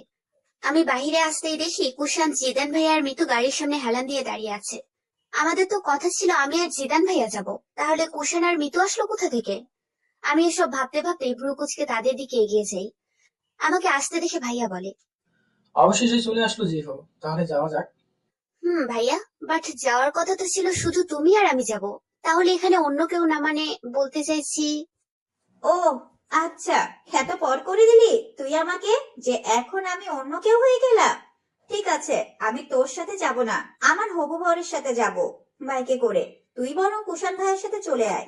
আমার কথা শেষ করতে না দিয়ে মিতু বলে ওঠে। ওর কথা শুনে আমি আঁতকে উঠি। না না, আমি কারোর সাথে যেতে পারবো না। জিহু প্লিজ, আমরা একটু আলাদা সময় কাটাতে চাই। সো বুঝতেই তো পারস তুই। প্লিজ তুই কুষাণ ভাইয়ের সাথে চলে আয়, আর না আসলে কিন্তু খবর আছে। বাই। বলেই জিদান ভাইয়া মিতুর হাত ধরে চলে যায়। যাওয়ার সময় মিতু আমাকে চোখ মারে। এতক্ষণ যা হয়েছিল সব যেন মাথার উপর দিয়ে গেল। আমি যেন একটা ঘোরের মধ্যে ছিলাম এতক্ষণ। হঠাৎ কুষাণ ভাইয়া আমার পাশে দাঁড়িয়ে আছে কথাটা ভাবতেই আমি ভাইয়ার দিকে তাকাই। মনে মনে ভাবতে থাকি, কিছুক্ষণ আগের ঘটনার জন্য যদি কুষাণ ভাই আমাকে ধরে থাপ্পড় দেয় তাহলে আমি কি করব? আমার ইজ্জতে ফালুদা হবে ভাবতে আনমনে গালে হাত চলে যায়। ভাইয়া আমার দিকে ভ্রু কুচকে তাকিয়ে আছে।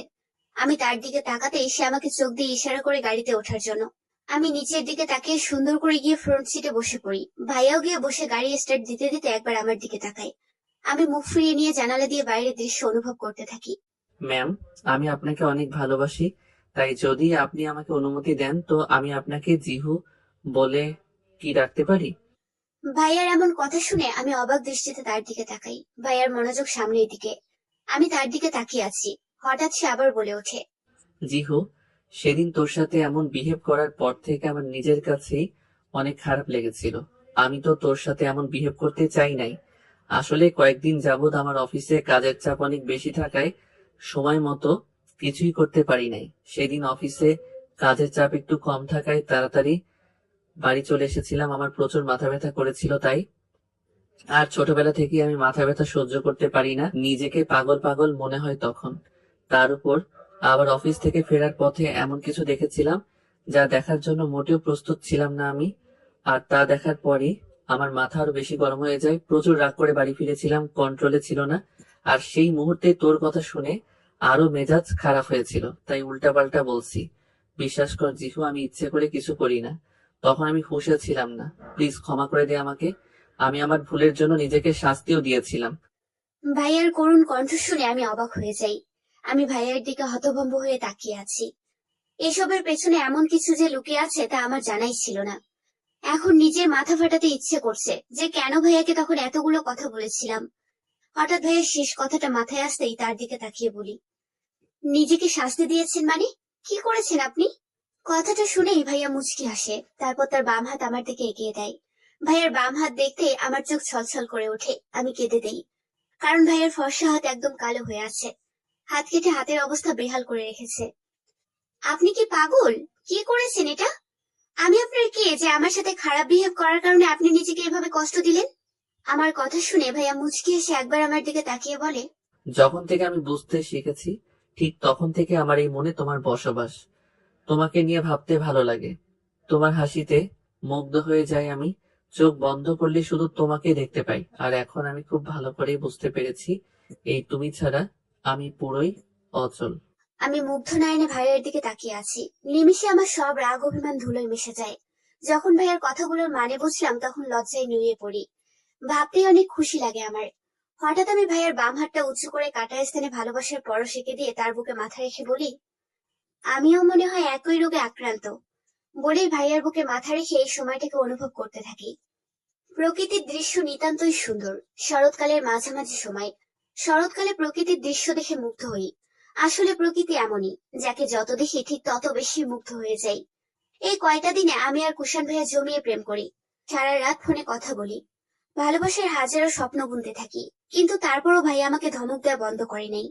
আমাকে দেখলেই তার ধমক দিতে ইচ্ছে করে। আমাকে দেখলেই চোখ রাঙিয়ে কথা বলে। মাঝে মাঝে আবার আমার পছন্দের সব কাজ করে। মাঝে মাঝে এমন কাজ করে যে আমার কল্পনার বাইরে থাকে। যেমন আজ রাত প্রায় 10টার পর হঠাৎ জিদান ভাইয়া এসে আমাকে বলে, জিহু, কুষাণ তোর জন্য বাইরে অপেক্ষা করছে, তাড়াতাড়ি রেডি হয়ে নিচে যা। ভাইয়ার কথা শুনে আমি অবাক হয়ে যাই। অবাক চোখে তাকিয়ে বলি, কেন ভাইয়া, কোথায় যাবে? ভাইয়া কিছুটা বিরক্ত হয়ে বলে, আমি জানি কি করে, ও আমাকে বলছে তোকে বলার জন্য, তাই বলছি। আর হ্যাঁ, ফেরার পর কলিং বেল বাজাবি না, আমাকে মেসেজ করলেই হবে। কথাটা বলে উত্তরের অপেক্ষা না করেই চলে যায়। আমি অনেকক্ষণ তার যাওয়ার পানে তাকিয়েছিলাম। হঠাৎ তার কথা মাথায় আসতেই আমি তাড়াতাড়ি উঠে ওয়াশরুমে গিয়ে ফ্রেশ হয়ে রেডি হয়ে নিচে আসি। আমি নিচে নামতেই দেখি কুষাণ ভাইয়া বাইকে হেলান দিয়ে দাঁড়িয়ে আছে। আমাকে আসতে দেখে সে সোজা হয়ে দাঁড়ায়। তারপর আমাকে একবার দেখে নিয়ে চোখ দিয়ে ইশারা করে বাইকে উঠতে বলে। আমি ভাইয়ার দিকে এখনো অবাক চোখে তাকিয়ে আছি। জিদান ভাই আর তার দুজনের ব্যবহারই খুব অদ্ভুত লাগছে। আমি ওনার দিকে তাকিয়ে বলি, কোথায় যাব আমরা? আমার নীলপরির সাথে একটু ঘুরতে ইচ্ছে করছে, তাই আর দেরি না করে চলে আসলাম। এখন তুই একদম দেরি করাবি না, তাড়াতাড়ি বাইকে উঠতে বলছি। কুষাণ ভাইয়ের কথা শুনে আমি মুচকি হাসি।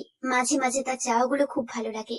আমি বাইকে বসে 2 হাত দিয়ে ভাইয়ের কোমর জড়িয়ে ধরে তার পিঠে মাথা রাখি। আচমকা এমন হয় কুষাণ ভাইয়া কিছুটা অপ্রস্তুত হয়ে পড়ে। পরক্ষণে ঘটনা বুঝতেই মুচকি হেসে সে বাইক স্টার্ট দেয়। আমরা দুজনেই চুপ করে আছি। একজন আরেকজনকে অনুভব করছি। এইভাবে চুপ করে থাকার মাঝেও যেন আলাদা শান্তি খুঁজে পাচ্ছি। হঠাৎ আমার জিদান ভাইয়ের কথা মনে পড়তেই কুষাণ ভাইয়ের দিকে ভ্রু কুঁচকে তাকিয়ে বলি, ভাইয়া একটা কথা জিজ্ঞেস করি আপনাকে। বাট তার আগে আমাকে ভাইয়া টাকা বন্ধ করতে হবে। কুশান ভাইয়ের কথা শুনে আমি চমকে উঠি। তাকে ভাইয়া ডাকা বন্ধ করতে হবে মানে? কি বুঝাতে চাইছে সে? কিন্তু একটু পর তার কথার মানে বুঝতে আমি হেসে তাকে দুই হাতে আরো শক্ত করে জড়িয়ে ধরে বলি, ঠিক আছে ব্রো, এখন থেকে আর ভাইয়া ডাকবো না, ওকে? আমার কথা শুনে ভাইয়া ভ্রুকুচকে আমার দিকে তাকিয়ে বলে, what is bro? Bro is bro. বলে হা হা করে হাসতে থাকি। আমাকে হাসতে দেখে ভাই বাইক থামিয়ে আমার দিকে ভ্রুকুচকে তাকায়।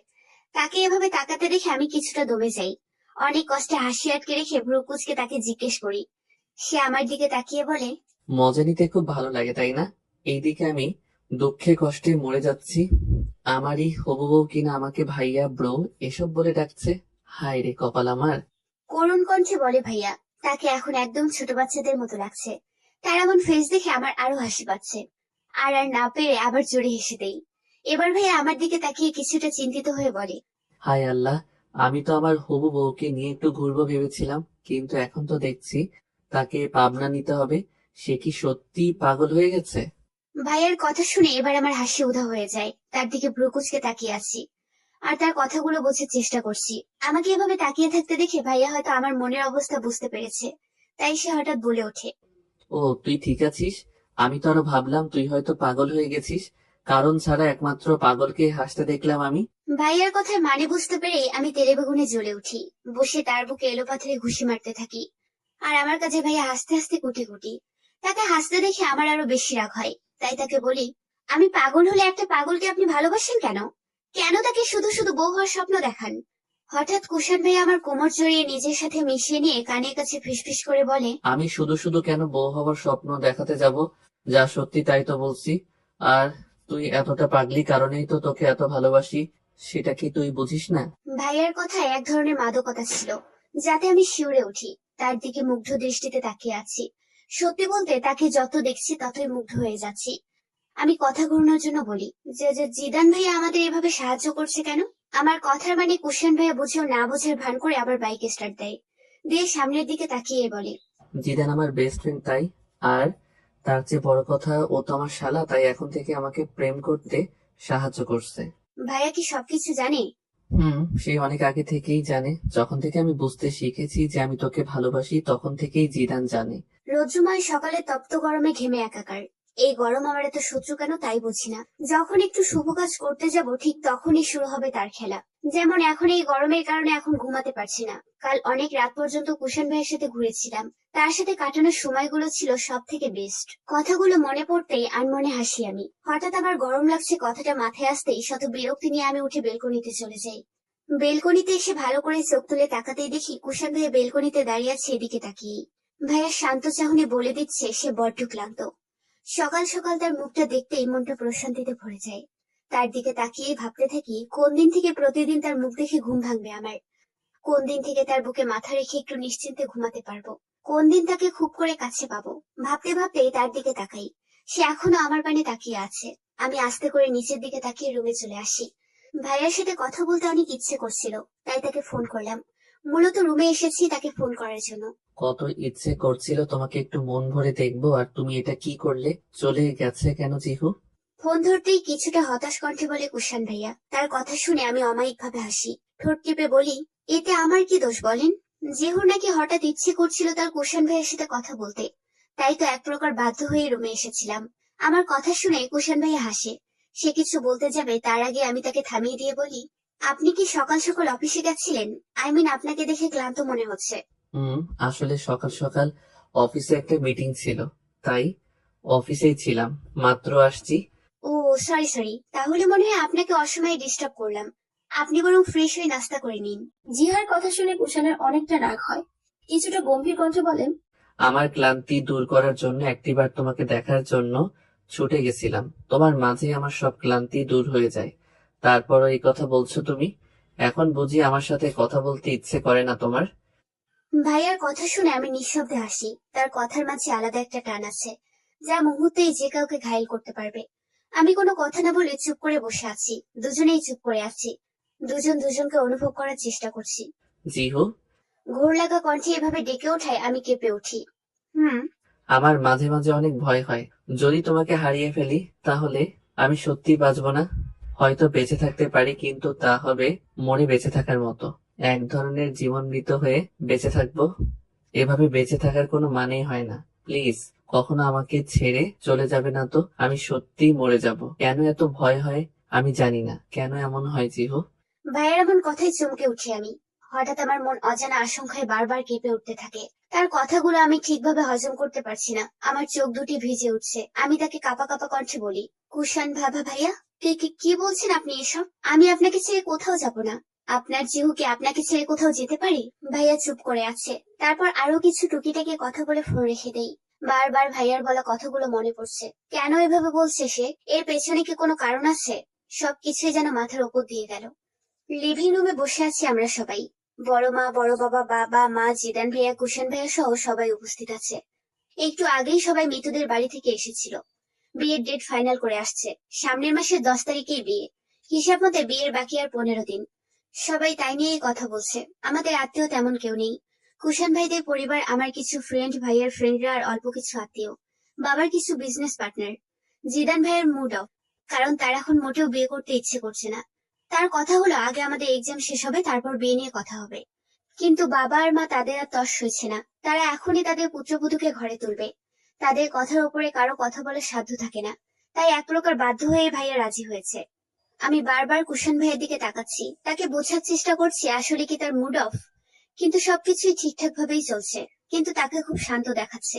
সুন্দর করে বসে বসে জিদান ভাইয়ার সাথে হেসে হেসে কথা বলছে। তাহলে ভাইয়া তখন এই ধরনের কথা বলছে কেন সেটাই বুঝতে পারছি না। একসময় সবাই উঠে যায়। সোফায় বসে বসে এখনো কথা বলছে জিদান আর কুষাণ ভাইয়া। তাদের ফ্রেন্ডরা আসবে মনে হয়, তাই নিয়েই কথা বলছে। দুজনকে অনেক এক্সাইটেড দেখাচ্ছে। আমিও মনে মনে খুশি হই, কারণ যদি কুষাণ ভাইয়ের মুড খারাপ থাকে তাহলে তার বন্ধুদের সাথে কথা বলে তাদের সাথে আড্ডা দিলে হয়তো ঠিক হয়ে যাবে। সন্ধ্যার পর আমাকে এক বাটি পিঠা দিয়ে বলে কুষাণ ভাইদের বাসায় দিয়ে আসার জন্য। আমাদের ঘরে যাই বানানো হয় তা তাদের বাসায় পাঠানো হয়। তারও ব্যতিক্রম নয়। আমি পিঠা বড় মার হাতে দিয়ে চলে আসবো, এমন সময় দেখি একটা মেয়ে হঠাৎ এসে কুষাণ ভাইয়াকে জড়িয়ে ধরে আর হাজারো প্রশ্ন করতে থাকে। তুমি কেমন আছো? তুমি কি জানো আমি তোমাকে ঠিক কতটা ভালোবাসি? তুমি কি আমাকে একটু মিস করো না? আমার তো তোমাকে ছাড়া 1 মিনিটকে 1 যুগ মনে হয়। আই লাভ ইউ জান। মেয়েটার এমন অদ্ভুত ধরনের কথা শুনে আমি অনেক অবাক হয়ে যাই। এই মেয়েকে আমি চিনি না, তাহলে কে এই মেয়েটা? কিন্তু মেয়েটার কথা শুনে আমার সারা শরীর জ্বলে উঠলো। আমি কুষাণ ভাইয়ের দিকে রাগী লুক নিয়ে তাকিয়ে ওই ফ্ল্যাট থেকে বেরিয়ে আসি। প্রচুর রাগ হচ্ছে, ইচ্ছে করছে ওই মেয়েটার চুলগুলো টেনে ছিঁড়ে ফেলতে। জিহু অনেক গরম লাগতেছে, একটু ঠান্ডা পানি দিবি? কুষাণ ভাইয়ের এই কথায় আমি তার দিকে তাকাই। তাকে দেখে বোঝা যাচ্ছে সে অনেক ক্লান্ত। তবে ক্লান্ত হবেই না বা কেন? এভাবে বন্ধুদের সাথে দৌড়াদৌড়ি করলে তো গরম লাগবেই। তখন কুষাণ ভাইদের ফ্ল্যাট থেকে চলে আসার পর প্রায় 1 ঘন্টা পর কুষাণ ভাইয়া, জিদান ভাইয়া সহ তার প্রায় সব বন্ধুরাই আসে আমাদের ফ্ল্যাটে। আমি তখন সোফায় বসেছিলাম। হঠাৎ কুষাণ ভাই আমাকে পানির কথা বলে ওঠে। আমি এখনো কিন্তু তার উপর রেগেছিলাম, কিন্তু তারপরও তাকে দেখে বড্ড মায়া হলো। যতই হোক আমার ভালোবাসার মানুষ বলে কথা। আমি একবার তার দিকে তাকিয়ে উঠে গিয়ে ফ্রিজ থেকে পানি নিয়ে এসে ভাইয়ার সামনে এনে তার দিকে পানির বোতল বাড়িয়ে দিই। কুষাণ ভাই 1 হাত বাড়িয়ে পানির বোতল নেয় আর আরেক হাত দিয়ে এক টান দিয়ে আমাকে তার পাশে বসিয়ে দেয়। আকস্মিক এমন হয় আমি হকচকিয়ে যাই, কিন্তু সময়ের সাথে সাথে ঘটনা বুঝতেই আমি উঠে যেতে নেই। সবাই সবার কথায় ব্যস্ত থাকায় আমাদের দিকে কারো খেয়াল নেই।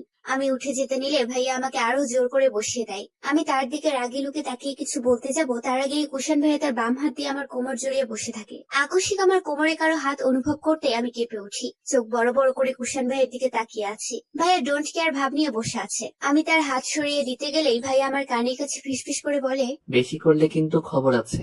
যেভাবে বসে আছো ঠিক সেভাবে বসে থাকো। ছাড়ুন আমাকে। আমার কাছে আসছেন কেন? যান না আপনার ওই মিস ড্রামা কুইনের কাছে, তাকে গিয়ে জড়িয়ে ধরুন। আমার কাছে কেন আসছেন? আমার কথা শুনে কুষাণ ভাইয়া মুচকি হাসে। তারপর আগের ন্যায় বলে, আমার বউটা দেখছি অনেক রাগ করছে, তো তার রাগ ভাঙাতে কি করতে হবে? আমাকে কিস করব?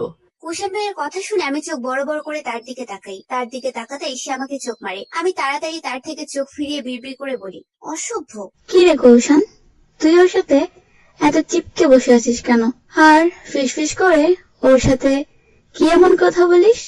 আমাদের বল, আমরা একটু শুনি। হঠাৎ কারো এমন কথা শুনে আমরা দুজনেই চমকে উঠি। তাকিয়ে দেখি ওই মেয়েটা যে কুষাণ ভাইকে তখন জড়িয়ে ধরেছিল সে কথাটা বলেছে। তাকে কথা বলতে দেখে আমার মাথায় ধপ করে আগুন জ্বলে ওঠে। আমি তার দিকে তাকিয়ে কটমট চোখে বলে উঠি, আমি আমার কাজিনের সাথে কথা বলবো না তোকে আপনার সাথে কথা বলবো নাকি? আর আমরা কিভাবে কথা বলবো তা একান্তই আমাদের ব্যাপার। তাতে বাহিরের মানুষ নাক গলাতে আসবে কেন?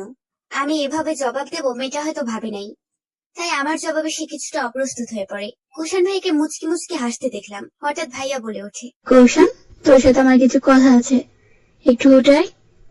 আমি ওই মেয়েটার দিকে তাকিয়ে ভেঙচি দিয়ে উঠে রুমে চলে যাই। কুষাণ ভাই উঠে জিদানের সাথে চলে যায়। আর অন্যদিকে জিহার এমন কথা শুনে ওই মেয়েটা রাগে ফুঁসতে থাকে, কারণ জিহার এই কথাটা টিয়া মানতে পারছে না। সে কুষাণকে সেই আমেরিকায় থাকতেই ভালোবাসে। অনেকবার তাকে প্রপোজ করেছিল, কিন্তু বারবার কুষাণ রিজেক্ট করে দেয়। সে বরাবরই জানিয়ে দিয়েছে সে দেশে অন্য একজনকে ভালোবাসে, কিন্তু তাও সে এই কথাটা মানতে পারছে না। প্রায় ঘন্টাখানেক পর আমি রুম থেকে বের হয়ে দেখি কুষাণ ভাই আর ওই টিয়া নামের মেয়েটা দুজনে একসাথে পাশাপাশি বসে হাসাহাসি করছে। আমার যা একটু রাগ কমেছিল, কিন্তু এটা দেখার পর আবার মাথায় রাগ উঠে যায়। তার দিকে রাগি লুকে তাকিয়ে আবার রুমের দিকে হাঁটা শুরু করলে ভাইয়া বলে, জিহা কই যাস? এদিকে আয়, বস এখানে, বসে গল্প কর। জিদান ভাইয়ের কথায় থমকে যাই আমি। না পারছি রুমে যেতে আর না পারছি লিভিং রুমে যেতে। কুষাণ ভাইয়ের দিকে তাকাতে এসে আমাকে চোখ দিয়ে ইশারা করে আসতে বলে। আমি বেঞ্চি দিয়ে রেগে গিয়ে জিদান ভাইয়ের পাশে বসে পড়ি। তারপর ভাইয়ার সাথে কতক্ষণ ধরে গল্প করি। ভাইয়ের এক ছেলে বন্ধু শান্তর সাথে বসে কিছুক্ষণ হাসাহাসি করি। এদিকে আমাকে এভাবে শান্ত ভাইয়ের সাথে গল্প হাসাহাসি করতে দেখে কুষাণ ভাইয়া যে রাগে কটমট করছে তা আমি খুব ভালোভাবে উপলব্ধি করতে পারছি। কিন্তু তারপর আমি ইচ্ছে করে তার সাথে কথা বলছি। আমি রুমে বসে মোবাইলে গেমস খেলতেছি আর মুসকি মুসকি হাসতেছি। কুষাণ ভাইকে ভালোভাবেই জব্দ করতে পেরেছি। তখন শান্ত ভাইয়ের সাথে কথা বলতে বলতে হঠাৎ একসময় কুষাণ ভাই আমাকে ধমক দিয়ে উঠিয়ে দেয়। আমিও জানি এটারই অপেক্ষায় ছিলাম, তাই কোন রকমের বাক্য ব্যয় না করে চুপচাপ উঠে এসেছিলাম ভাবতেই হেসে দিই আমি। তখন তার মুখটা দেখার মতোই ছিল। এবার বুঝবে বেটা তখন আমার কাছে কেমন লেগেছিল। হঠাৎ দরজা লাগানোর শব্দে আমার ধ্যান ভাঙে। দরজার দিকে তাকিয়ে দেখি কুষাণ ভাইয়া দুই হাত বুকে গুজে রাগি লোকে আমার দিকে তাকিয়ে আছে। তাকে দেখে আমার ভয় হতে শুরু করে। আমি দাঁড়িয়ে যাই। ভাইয়া আমার দিকে এক পা দুই পা করে এগিয়ে আসতে থাকে। তাকে এভাবে এগিয়ে আসতে দেখে আমার ভয়ে জান যায় যায় অবস্থা। আমার পেছনে যাওয়ার মতো কোনো জায়গা নেই। আমি এতক্ষণ খাটের উপরে বসেছিলাম। তাকে দেখে দাঁড়িয়ে যাই। আমি সরে যেতে নিলে হঠাৎ কুষাণ ভাই এসে আমার কোমর জড়িয়ে ধরে আমাকে একেবারে তার সাথে মিশিয়ে নেয়। আমি চোখ বড় বড় করে তার দিকে তাকিয়ে আছি। রাগের কারণে ভাইয়ার নাকের ডগা একেবারে লাল হয়ে আছে। তাকে অবশ্যই এই লুকে অনেক কিউট লাগছে, কিন্তু এসব ভাবার সময় এখন আমার নেই। আমি নিজেকে ছাড়াতেই ব্যস্ত হয়ে পড়ি। হঠাৎ কুষাণ ভাই আমার গলায় মুখ ডুবিয়ে বলে, ছেলেদের সাথে হেসে হেসে কথা বলতে অনেক মজা লাগে তাই না? আমি কুষাণ ভাইয়ের দিকে অবাক চোখে তাকিয়ে আছি। যা কিছু হলো সবকিছুই যেন মাথার উপর দিয়ে যাচ্ছে। তাকে মনে মনে ইচ্ছে মতো গালি দিতে থাকি। যখন সে নিজে মেয়েদের সাথে ঘষাঘষি করে তখন আর কিছু হয় না। আর আমি সামান্য কারোর সাথে কথা বললে আমার দোষ হয়ে যায়। আমি আর না পেরে এবার কুষাণ ভাইয়াকে ধাক্কা দিয়ে সরিয়ে দেই। হঠাৎ এমন আক্রমণের জন্য কুষাণ ভাইয়া মোটেও প্রস্তুত ছিল না, তাই সে একটু দূরে সরে যায়। ঘটনা বুঝতেই ভাইয়া আমার দিকে রাগি লুকে তাকায়। আমি ডোন্ট কেয়ার ভাব নিয়ে কিছুটা গম্ভীর হয়ে বলি, নিজে যখন মেয়েদের সাথে ঘষাঘষি করেন তখন আমার কেমন লাগে একবার বুঝে দেখুন তাহলে। সবসময় আগে নিজের দিকটা দেখবেন, তারপর অন্য কাউকে শাসন করার চিন্তা মাথায় আনবেন, বুঝলেন? আমার কথা শুনে কুষাণ ভাই আমার দিকে প্রথমে রাগি লুকে তাকায়, তারপর শান্ত হয়ে আমার কাছে এসে আমার দুগালে হাত রেখে বলে, জিহু টিয়া একটা পাগল মেয়ে, আর ও আমাকে ভালোবাসে। ও চায় আমি সবসময় ওর পাশাপাশি থাকি। আর তাছাড়া ও একটা ডেঞ্জারাস মেয়ে। এখন আমি যদি ওকে ইগনোর করি তাহলে সব দোষ এসে তোমার ঘাড়ে পড়বে, আর ও তোমার ক্ষতি করার চেষ্টা করবে। তুমি কি কখনো দেখছো যে তোমার কুষাণকে কোনো মেয়ের সাথে মিশতে? তাহলে এখন এমন করছো কেন? প্লিজ ভুল বুঝবেন আমাকে। তুমি ছাড়া আমাকে আর কে ভালো বুঝবে বলো? ভাইয়ের কথা শুনে আমি হতবাক হয়ে যাই। তার এই সামান্য কথা বলার পেছনে যে এত বড় একটা কারণ থাকবে তা আমার জানা ছিল না। তারপর আমি তার দিকে তাকিয়ে দাঁতে দাঁত চেপে বলি, তারপর আপনি তার সাথে বেশি মিশবেন না। সে আমার কোনো ক্ষতি করবে না বা করতে পারবে না। কুষাণ ভাই কেউই চায় না যে তার ভালোবাসার মানুষটা অন্য কোনো মেয়ের সাথে বেশি সময় কাটাক, তার সাথে হেসে হেসে কথা বলা। আমি আর যেই হোক এই মিস্টার বজ্জাত্রের ভাগ কাউকে দিতে পারবো না। এই কথাটা সবসময় মাথায় রাখবেন। আমার শেষে কথাটা শুনে কুষাণ ভাই ফিক করে হেসে দেয়। তারপর আমাকে দুই হাতে আগলে ধরে কপালে ভালোবাসার পরশ এঁকে দিয়ে বলে, তোমার মিস্টার বচ্চাত সবসময় তোমারই থাকবে, বুঝলে? খাটের মাঝখানে বসে বসে আমি চকলেট খাইতেছি আর ফেসবুকিং করতেছি। একটু আগেই কুষাণ ভাই এসে আমাকে কতগুলো চকলেট দিয়ে গেল। চকলেট দেখে তো আমার খুশিতে আত্মহারা। ভাইয়া আমার দিকে তাকিয়ে মুচকি এসে চলে যায়। তার এই ছোট ছোট কেয়ার গুলো আমার অনেক ভালো লাগে। অদ্ভুত মানুষ তিনি সত্যি। এইসব ভাবছি আর মুচকি মুচকি হাসতেছি। হঠাৎ কোথা থেকে যেন একটা 5 বছরের পিচ্চি ছেলে এসে আমার হাত ধরে টান দিয়ে বলে, ছোট মা, ও ছোট মা, এদিকে আসো। তোমাকে সবাই ডাকছে। কত কিউট তুমি, আমার তো অনেক পছন্দ হয়েছে। এবার আসো তো দেখি। পিচ্চির কথা শুনে আমার চোখ কোটো থেকে বেরিয়ে আসার উপক্রম। তার দিকে চোখ বড় বড় করে তাকিয়ে আছি আমি। তার বলা কথাগুলো আরেকবার মনে মনে পড়ে নিলাম। হঠাৎ এক জায়গায় এসে থেমে যাই আর ওর দিকে অবাক চোখে তাকিয়ে বলি, ছোট মা? ছোট মা মানে কি? এই পিচ্চি, তোমার ছোট মাটা আবার কে? তোমার মনে হয় কোথাও ভুল হচ্ছে। আমি তোমার ছোট মা হতে যাবো কেন? তুমি ভুল জায়গায় চলে এসেছো পিচ্ছি। আমার কথা শুনে পিচ্ছি খিলখিল করে হেসে দেয়, তারপর হাসতে হাসতেই বলে, ছোট মা মানে বুঝো না? হাই লে, তুমি তো আমার থেকেও কত বলো, তারপরও বুঝো না? 1 মিনিট বুঝিয়ে দিচ্ছি, তার আগে তুমি চলো আমার সাথে। আমি অবাক চোখে তাকিয়ে শুধু পিচ্ছির কথাগুলো শুনতেছি। সে এক প্রকার আমাকে টেনে লিভিং রুমে নিয়ে যায়। সেখানে যেতেই আমি আরো বেশি অবাক হয়ে যাই, কারণ সেখানে আরো 2টা মহিলা আর একজন পুরুষ আর একটা ছেলে বসে আছে। তারা বসে বাবার সাথে কথা বলছে। কারো আসার শব্দ পেয়ে সবাই আমার আর পিচ্ছিটার দিকে তাকায়। তাদের দেখে আমি কিছুটা অপ্রস্তুত হয়ে পড়ি। আমাকে দেখতেই বাবা হাসি মুখে বলে, আরে জিহুমা, এদিকে আয় মা। বাবার কথা শুনে আমি জিজ্ঞাসু দৃষ্টি নিয়ে তাদের দিকে এগিয়ে যাই। গিয়ে সালাম দিই। একটা মেয়ে আমাকে তার পাশে টেনে বসিয়ে দেয়। আমি বুঝতেই মধ্যবয়স্ক একটা মহিলা আমার দিকে তাকিয়ে বলে, মাশাল্লাহ, খুব সুন্দরী তুমি মা। ভাইজান, বাবার দিকে তাকিয়ে, আপনার মেয়েকে আমার ভীষণ পছন্দ হয়েছে। কি নাম তোমার মা? মধ্যবয়স্ক মহিলাটা খুব সুন্দর পছন্দ হয়েছে কথাটা বলতেই আমার বুকের ভিতর ধক করে ওঠে। সবকিছু না বুঝেও আমি কিছুটা হলেও সন্দেহ করছি, এটা ভাবতেই আমার প্রচুর রাগ লাগে। তারপর ভদ্রতার খাতিরে হাসি মুখে আমার নাম বলি। তারপর মহিলাটি হাসি মুখে বাবার দিকে তাকিয়ে বলে, আলহামদুলিল্লাহ ভাইজান, সত্যি আপনার মেয়ে আমাদের অনেক পছন্দ হয়েছে। আমার ছেলে সম্পর্কে তো আপনাকে বললামই, তারপরেও বলছি, এই আমার ছেলে। সামনে বসে ছেলেটাকে ইন্ডিকেট করে, রিমন একজন সফটওয়্যার ইঞ্জিনিয়ার, আর বাকিটা ও কেমন তা আপনারা খোঁজ নিলেই জানতে পারবেন। আর আপনার মেয়েকে আমাদের ভীষণ পছন্দ হয়েছে, তাই আপনার মেয়ে, আমি যা বোঝাতে চাইছি তা নিশ্চয়ই আপনি বুঝতে পেরেছেন, তাই আর বলছি না। মহিলাটার কথা শুনে আমি চমকে উঠি। ছেলেটার দিকে তাকিয়ে দেখি সে নিচের দিকে তাকিয়ে আছে। দেখতে শুনতে ভালোই আছে, তবে আমি কেন ওকে বিয়ে করব? আমি তো অন্য একজনকে ভালোবাসি। ওকে বিয়ে করা আমার পক্ষে কোনোদিনও সম্ভব না। আমি বাবার দিকে তাকাই। এখন বাবা কি বলে তাই দেখার বাকি। আমার খুব খারাপ লাগতেছে। বাবা কিছুক্ষণ চোখ বন্ধ করে থেকে বলে, দেখেন, আমার মেয়ের বিরুদ্ধে আমি কখনোই যাব না।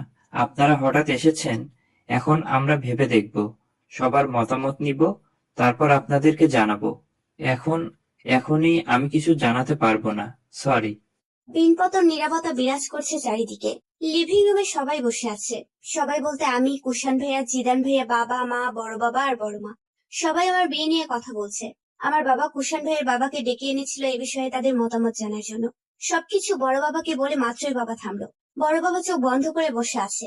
কুষাণ ভাইয়াও নিচের দিকে তাকিয়ে বসে আছে। আর সবচেয়ে বেশি শান্তভাবে বসে আছে জিদান ভাইয়া। কথার মাঝে বাবা একটু থেমে বলে, আমি এখন চাইছি জিদানের বিয়ের কাজ আগে সম্পন্ন করি, তারপর না হয় জিহার কথা চিন্তা করব। এখন তাদের অপেক্ষা করতে বলি। বাবার প্রথম কথাটা শুনে আমি কিছুটা হেসে দেই, কিন্তু শেষ কথাটা শুনতেই মনটা খারাপ হয়ে যায়। বুঝি না তাদের অপেক্ষা করানোর কি দরকার আছে। তাদের সামনেই তো পাত্রপক্ষ বসে আছে, তাদের দিকে বুঝি বাবার চোখ যায় না? হঠাৎ বড় বাবার কথা শুনে আমি চমকে উঠি।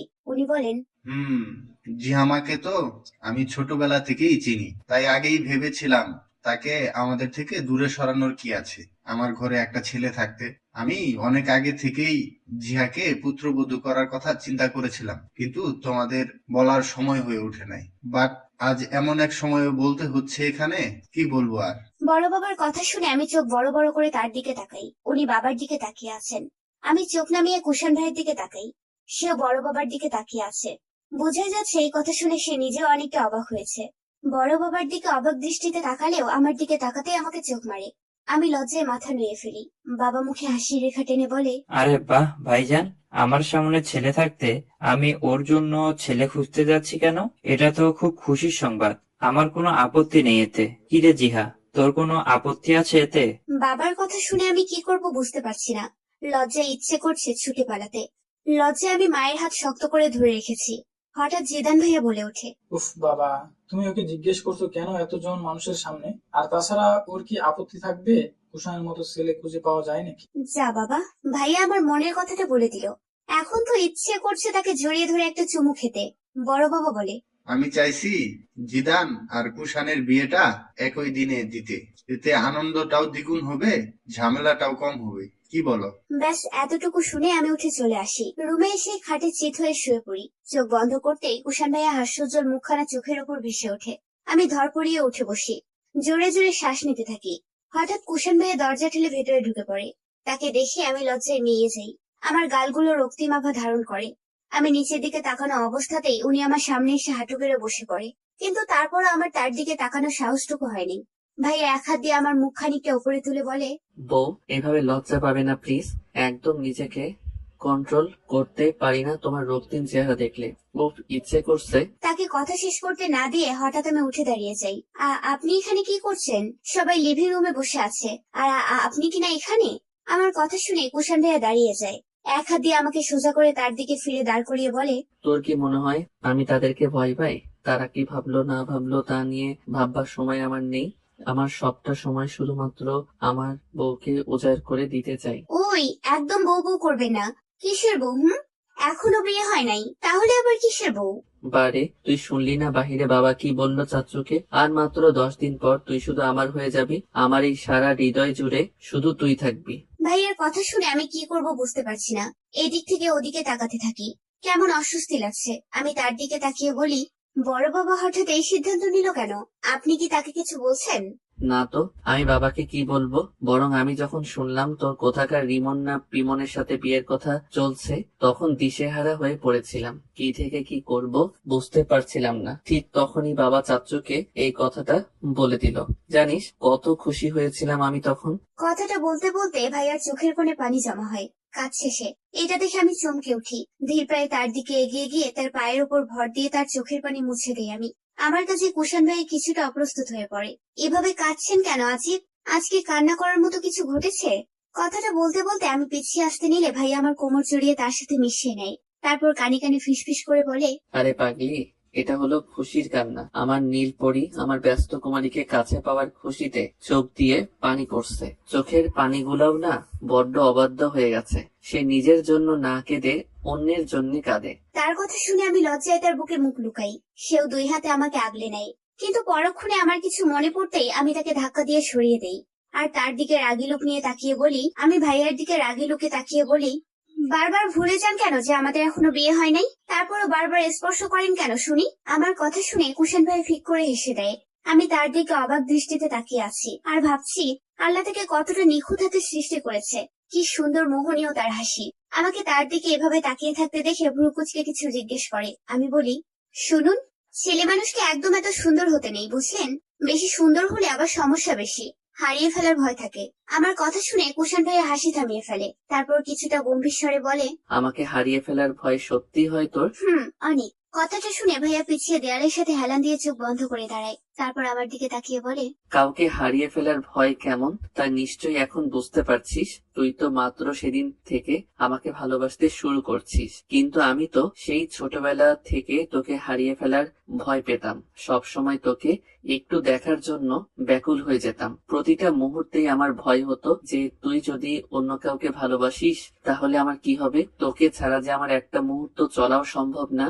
চারদিকে বিয়ের সব তোড়জোড় শুরু হয়ে গেছে। চৌধুরী পরিবারের 2 ছেলের বিয়ে বলে কথা। সবাই সব দিক দিয়ে প্রস্তুতি নেওয়া শুরু করে দিয়েছে অলরেডি। আমি লজ্জায় কারো দিকে তাকাতেও পারি না। আগে বড় মাদের বাসায় যাওয়া আসা করতাম, কিন্তু বিয়ে ঠিক হওয়ার পর থেকে এখন আর তেমন যাওয়া হয় না। কুষাণ ভাইয়াকে অনেকটা এড়িয়ে চলাফেরা করি। সে আমাকে দেখলেই হলো শুরু করে দেবে আমার বউ বলে। উফ, সারাক্ষণ তার মুখে এই শব্দটা শুনতে শুনতে বিরক্ত হয়ে গেছি। তাই তাকে যতটা সম্ভব এড়িয়ে চলি। ভাইয়া কিছু বলতে পারে না, কারণ সেও অনেক ব্যস্ত থাকে এখন। তারপরও মাঝে মাঝে ফোন করে আমাকে বকা শোনায়। আমার আর কি করার, চুপ করে সব বকা আমাকে হজম করতে হয়। আমি রুমে উপর হয়ে শুয়ে আছি। হঠাৎ আমার রুমে হুড়মুড় করে নাইমা আর ফাহিম ঢুকে পড়ে। হঠাৎ ওদের দুজনকে দেখে আমি চমকে যাই। নাইমা দৌড়ে এসে আমাকে জড়িয়ে ধরে। আজ অনেকদিন পর তাদের সাথে দেখা। বিয়ের মাত্র 3 দিন বাকি, তাই আমি আগ বাড়িয়েই তাদেরকে আসতে বলছি। এদিকে মিতুও শুরু করে দিচ্ছে তাদের বাড়ি যাওয়ার জন্য। ওই মিতু কোথায় রে? কথাটা বলে নিজের মাথায় নিজেই ফাটাতে ইচ্ছে করছে। এখন ওরা দুজন শুরু করবে আল্লাহ দিলে। এইসব ভাবতে ভাবতেই ফাহিম আমার পিঠে কিল বসিয়ে দিয়ে বলে, জিহাইনা রে, তোর মন দেখছিস সারাদিন জিজুর কাছে পড়ে থাকে। বাপরে বাপ, আমার মতন একটা এতিম বিধবা ছেলেকে রেখে তুই বিয়ের পিড়িতে বসতে পারবি কিভাবে? ফাহিমের কথা শুনে আমরা হুহা করে হেসে দেই। নাইমা বলে, কিরে ফাইন, তুই আবার বিধবা হয়ে গেলি? কোন দিন তুই বিয়েও করে নিলি? শুনলাম মেয়েদের স্বামী মারা গেলে তাদের বিধবা বলে। তুই তোর লিঙ্গ পরিবর্তন করলি আবার কোন দিন? নাইমার কথা শুনে ফাহিম ফুঁসে ওঠে। তারপর শুরু হয় তাদের দুজনের ঝগড়া। তাদের ঝগড়া দেখে আমি হাসতেছি। হঠাৎ নাইমার ফোন বেজে উঠতেই সবাই চমকে উঠি। মিতু ভিডিও কল দিছে। এবার আমরা কল রিসিভ করে ওকে দেখিয়ে দেখিয়ে তিনজন মিলে অনেক মজা করি। মিতু কিছুক্ষণ কথা বলে আগে ফুসতে ফুসতে ফোন কেটে দেয়। ও ফোন কেটে দিতেই আমরা তিনজন হো হো করে হেসে দেই। তারপর আমি উঠে গিয়ে ফাহিমকে তার রুম দেখিয়ে দেই। আসার পথে হঠাৎ কুশান ভাইয়ের ডাক শুনে আমি চমকে উঠি। কুশান ভাই আমাকে দ্বিতীয়বার ডেকে ছাদে যেতে বলে। আমি কি করব বুঝতে পারছি না। এতদিন তো ভাইয়া আমাকে ফোন করে ধমক দিত, কিন্তু এখন যদি থাপ্পড় দেয় তাহলে আমার কি হবে? কথাটা ভাবতে ভাবতে আমার গালে হাত চলে যায়। আমি গালে হাত দিয়ে আস্তে আস্তে ছাদে যাই। গিয়ে দেখি ভাইয়া রেলিং এর সাথে হেলান দিয়ে দাঁড়িয়ে আছে। আমি দরজার সামনে দাঁড়িয়েই ভয়ে ভয়ে বলি, কুশান ভাইয়া কিছু কি বলবেন? আমার কথা শুনে ভাইয়া আমার দিকে রাগে লুকে তাকায়। ব্যাস এতটুকুই দেখার বাকি ছিল। ভয়ে আমি চোখ বন্ধ করে নেই। ভাইয়া কিছুটা রাগী স্বরে বলে, কাছে আয়। আমি এক চোখ খুলে ভাইয়ার দিকে তাকাই। এখনো রেগে আছে। না গেলে সত্যিই থাপ্পড় দিয়ে দেবে ভেবে চোখ বন্ধ করে তার দিকে এগিয়ে যাই। ভাইয়ের সামনে দাঁড়াতেই সে বলে, 2 দিন পর বিয়ে, এখনো কিসের ভাইয়া ভাইয়া করিস? আমার সাথে দেখা করিস না কেন? ইগনোর করিস কেন আমাকে? জিহু, কিছু জিজ্ঞেস করছি আমি তোকে। আমি কিছু বলতে যাব তার আগেই জিদান ভাইয়া পেছন থেকে বলে, জিহু, মা ডাকছে তোকে, তাড়াতাড়ি যেতে বলছে। ব্যাস আর কি লাগে আমার?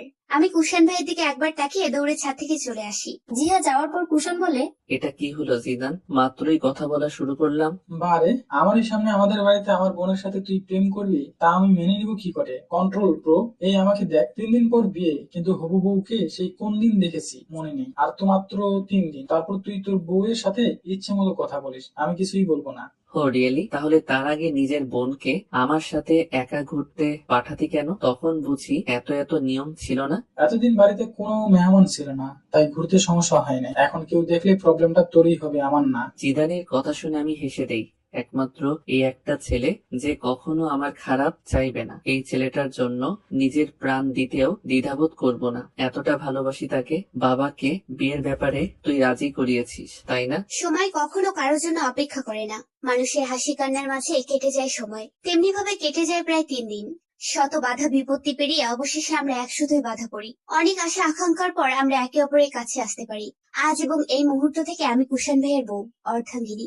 অবশেষে যখন নিজের ভালোবাসার মানুষটাকে সারা জীবনের জন্য নিজের করে পাই, তাহলে এর থেকেও সুখের আর কি বা হতে পারে? এর মধ্যে গতকাল ইমন ভাই এসে আমার কাছে অনেক আকুতি মিনতি করেছিল বিয়েটা না করার জন্য। প্রথমে সুন্দরভাবে আমাকে বলেছিল, কিন্তু যখন আমি শুনি নাই তখন আমাকে থ্রেট দিয়ে বলেছিল বিয়ে যদি করি তাহলে আমার ক্ষতি করবে। আমি ভয় পেয়ে কুশান ভাইকে বলেছিলাম। তারপরে ইমন ভাইয়ের নাম্বার থেকে ফোন আসে নাই। পরে জানতে পারি ইমন ভাই নাকি হাসপাতালে আছে আপাতত। ব্যাস আমাকে কুশান ভাই এতটুকুই জানতে দিয়েছিল। তারপর কি হলো তার আমাকে জানাই নেই। আমি আর তাকে জোর করে নেই কিছু জানার, কারণ সেই ইচ্ছা আমার নেই। এখন কুশান ভাইয়ের রুমে বিছানার মাঝখানে বসে আছি। একটু একটু ভয় করছি, প্লাস আলাদা এক অনুভূতি কাজ করছে আমার মনে। একবার পুরো রুমের চারদিকে তাকিয়ে দেখে নিই। আগে কত এসেছে এই রুমটাতে, কত স্মৃতি জড়িয়ে আছে এখানে। কিন্তু তারপর আমার মনে হচ্ছে আমি এই পরিবেশে পুরোই নতুন। কিভাবে খাপ খাইয়ে চলবো আমি এই পরিবেশে? এখন তো এই মানুষগুলোকে আমার বড্ড অচেনা লাগছে, যদিও আমাকে বড় মা আর বড় বাবা সাহস দিয়েছিল। হঠাৎ দরজা খোলার শব্দে আমি কেঁপে উঠি। শাড়ির আঁচল শক্ত করে চেপে ধরে চোখ বন্ধ করে জোরে একটা নিঃশ্বাস নিয়ে বিছানা থেকে নেমে উঠে দাঁড়াই। কাপা কাপা পায়ে কুশান ভাইয়ের দিকে এগিয়ে গিয়ে তাকে সালাম দেই। ভাইয়াও মুচকি এসে সালামের জবাব দিয়ে আমাকে এক হাতে তার বুকে জড়িয়ে ধরে আমার মাথায় ভালোবাসার পরশ শিখে দেয়। আমি চোখ বন্ধ করে তার স্পর্শগুলো অনুভব করতে থাকি। আজ কোনো বাধা না দিয়ে বরং তার বুকে মাথা রেখে পরম আবেশে চোখ জোড়া বন্ধ করে নেই। আমার মনে হচ্ছে পৃথিবীর সব থেকে নিরাপদ জায়গায় আশ্রয় হয়ে গেছে আমার। এখন শুধু তা আগলে ধরে রাখার বাকি। বউ এভাবে সারা রাত জড়িয়ে ধরে রাখবে নাকি আমাকে? আমাকে ছেড়ে দ্রুত ফ্রেশ হয়ে নাও। হঠাৎ কুশান ভাইয়ের কথায় আমার ধ্যান ভাঙে। মাথা তুলে একবার তার দিকে তাকাতে এসে আমাকে চোখ দিয়ে ইশারা করে ফ্রেশ হয়ে নিতে বলে। আমি আর কি করব, বাধ্যবের মতো ফ্রেশ হতে চলে যাই। প্রায় 10 মিনিট পর আমি ওয়াশরুম থেকে বের হতেই দেখি কুশান ভাইয়া খাটে হেলান দিয়ে আধশো অবস্থায় চোখ বন্ধ করে আছে। ওনাকে এভাবে দেখে আমি ভেবেছিলাম ভাইয়া হয়তো ঘুমিয়ে গেছে, তাই শিওর হওয়ার জন্য তার পাশে গিয়ে দাঁড়িয়ে কিছুটা নিচু স্বরে বলি, কুশান ভা। আর কিছু বলার আগেই হঠাৎ কুশান ভাই আমার হাত টেনে তার কোলে বসিয়ে পেছন থেকে জড়িয়ে ধরে। হঠাৎ এমন আক্রমণে আমি বোকা বনে যাই। ভাইয়া আমার ঘাড়ে থুতনি রেখে ঘোর লাগা কণ্ঠে বলে, 7 বছর 3 মাস 7 দিন 4 ঘন্টা ভালোবাসার পর আজ বিয়ে করলাম নিজের ভালোবাসার মানুষটাকে। আজ যখন তাকে নিজের সবটা উজাড় করে নিজের করে নিব, তখনও যদি সে আমাকে ভাইয়া বলে ডাকে তখন কেমন লাগে বলতো? বউ, আজও কি তুমি আমাকে ভাইয়া বলে ডাকবে? একটাবার শুধু নাম ধরে ডাকো না প্লিজ। ছাড়ুন প্লিজ। আগে কুশান বলে ডাকো, তাহলেই ছেড়ে দেব। পারবো না, আমার অভ্যাস হয়ে গেছে, সহজে ছাড়তে পারবো না। ওকে, তাহলে এভাবেই থাকো। কুশান ভাইয়ের গরম নিঃশ্বাস আমার ঘাড়ে আছড়ে পড়ছে। অন্যদিকে তার এই স্পর্শ সহ্য করার ক্ষমতা আমার নেই। তাই চোখ খিচে বন্ধ করে বলি, কুষাণ প্লিজ ছাড়ুন আমাকে। বাহ রে বউ, এত মিষ্টি করে ডাকলে কি ছাড়তে ইচ্ছে করে? এটা কিন্তু চিট হচ্ছে, ছাড়ুন আমাকে। কথাটা বলতেই কুষাণ ভাই আমাকে তার দিকে ফিরিয়ে আমার অধর যুগল দখল করে নেয়, তারপর কয়েক সেকেন্ড পরেই ছেড়ে দেয়। তার হঠাৎ এমন কাছে আমি চোখ বড় বড় করে তার দিকে তাকিয়ে আছি। তারপর আমাকে ফেলে বেলকনিতে চলে যায়। আমি কিছুক্ষণ হতভম্ব হয়ে বসে থাকি। তারপর মনে পড়ে সে তো আমার স্বামী, তাহলে তোর এত সমস্যা কি জিহা? কথাটা ভেবেই আমি মুচকি হেসে উঠে দাঁড়াই। উঠে গিটার হাতে নিয়ে বেলকনিতে যাই, দেখি কুষাণ ভাইয়া উল্টো দিকে দাঁড়িয়ে আছে। আমি যেতেই একবার আমার দিকে বাঁকা হেসে আমাকে নিয়ে দোলনায় বসে পড়ে। তারপর আমাকে এক হাতে জড়িয়ে ধরে হাতে একটা আংটি নিয়ে আমাকে পরিয়ে দেয়, হাতে একটা চুমু দিয়ে বলে, একটা ছোট উপহার বউ। আমি তার বুকে মাথা রেখে হাতে গিটার দিয়ে বলি, আপনার ভালোবাসার কাছে এসব কিছুই তুচ্ছ। একটা গান শোনাবে প্লিজ কুষাণ? আমার কথা শুনে সে মুচকি হেসে গিটারে টুংটাং শব্দ করে সুর তোলে। তোর বর্ষা চোখে ঝরতে দিব না বৃষ্টি, তুই জাগবি সারা রাত, আমি আসবো হঠাৎ তোর বর্ষা চোখে ঝরতে দিব না বৃষ্টি। পুরো গান সে আমার দিকে তাকিয়ে শেষ করে। আমি মুগ্ধ নয়নে তার দিকে তাকিয়ে আছি। এত সুন্দর করে এত আবেগ ঢেলে দিয়ে কিভাবে এত সুন্দর গান গাইতে পারে কেউ? হঠাৎ সে আমার সামনে হাঁটু গেড়ে বসে পড়ে, আমার দুই হাত তার হাতের মুঠোয় নিয়ে বলে, তোকে অনেক ভালোবাসি বউ। আমার এই প্রতিটা অতলে শুধু তোর স্পর্শে ভরিয়ে দিতে চাই। আমার একমাত্র অতল স্পর্শী যে শুধু তুই, তোকে ছাড়া আর কাকে এই অধিকার দিব বউ? অনেক ভালোবাসি তোকে, যতটা ভালোবাসলে অন্য কাউকে ভালোবাসার ইচ্ছাটা মরে যায় ঠিক ততটা।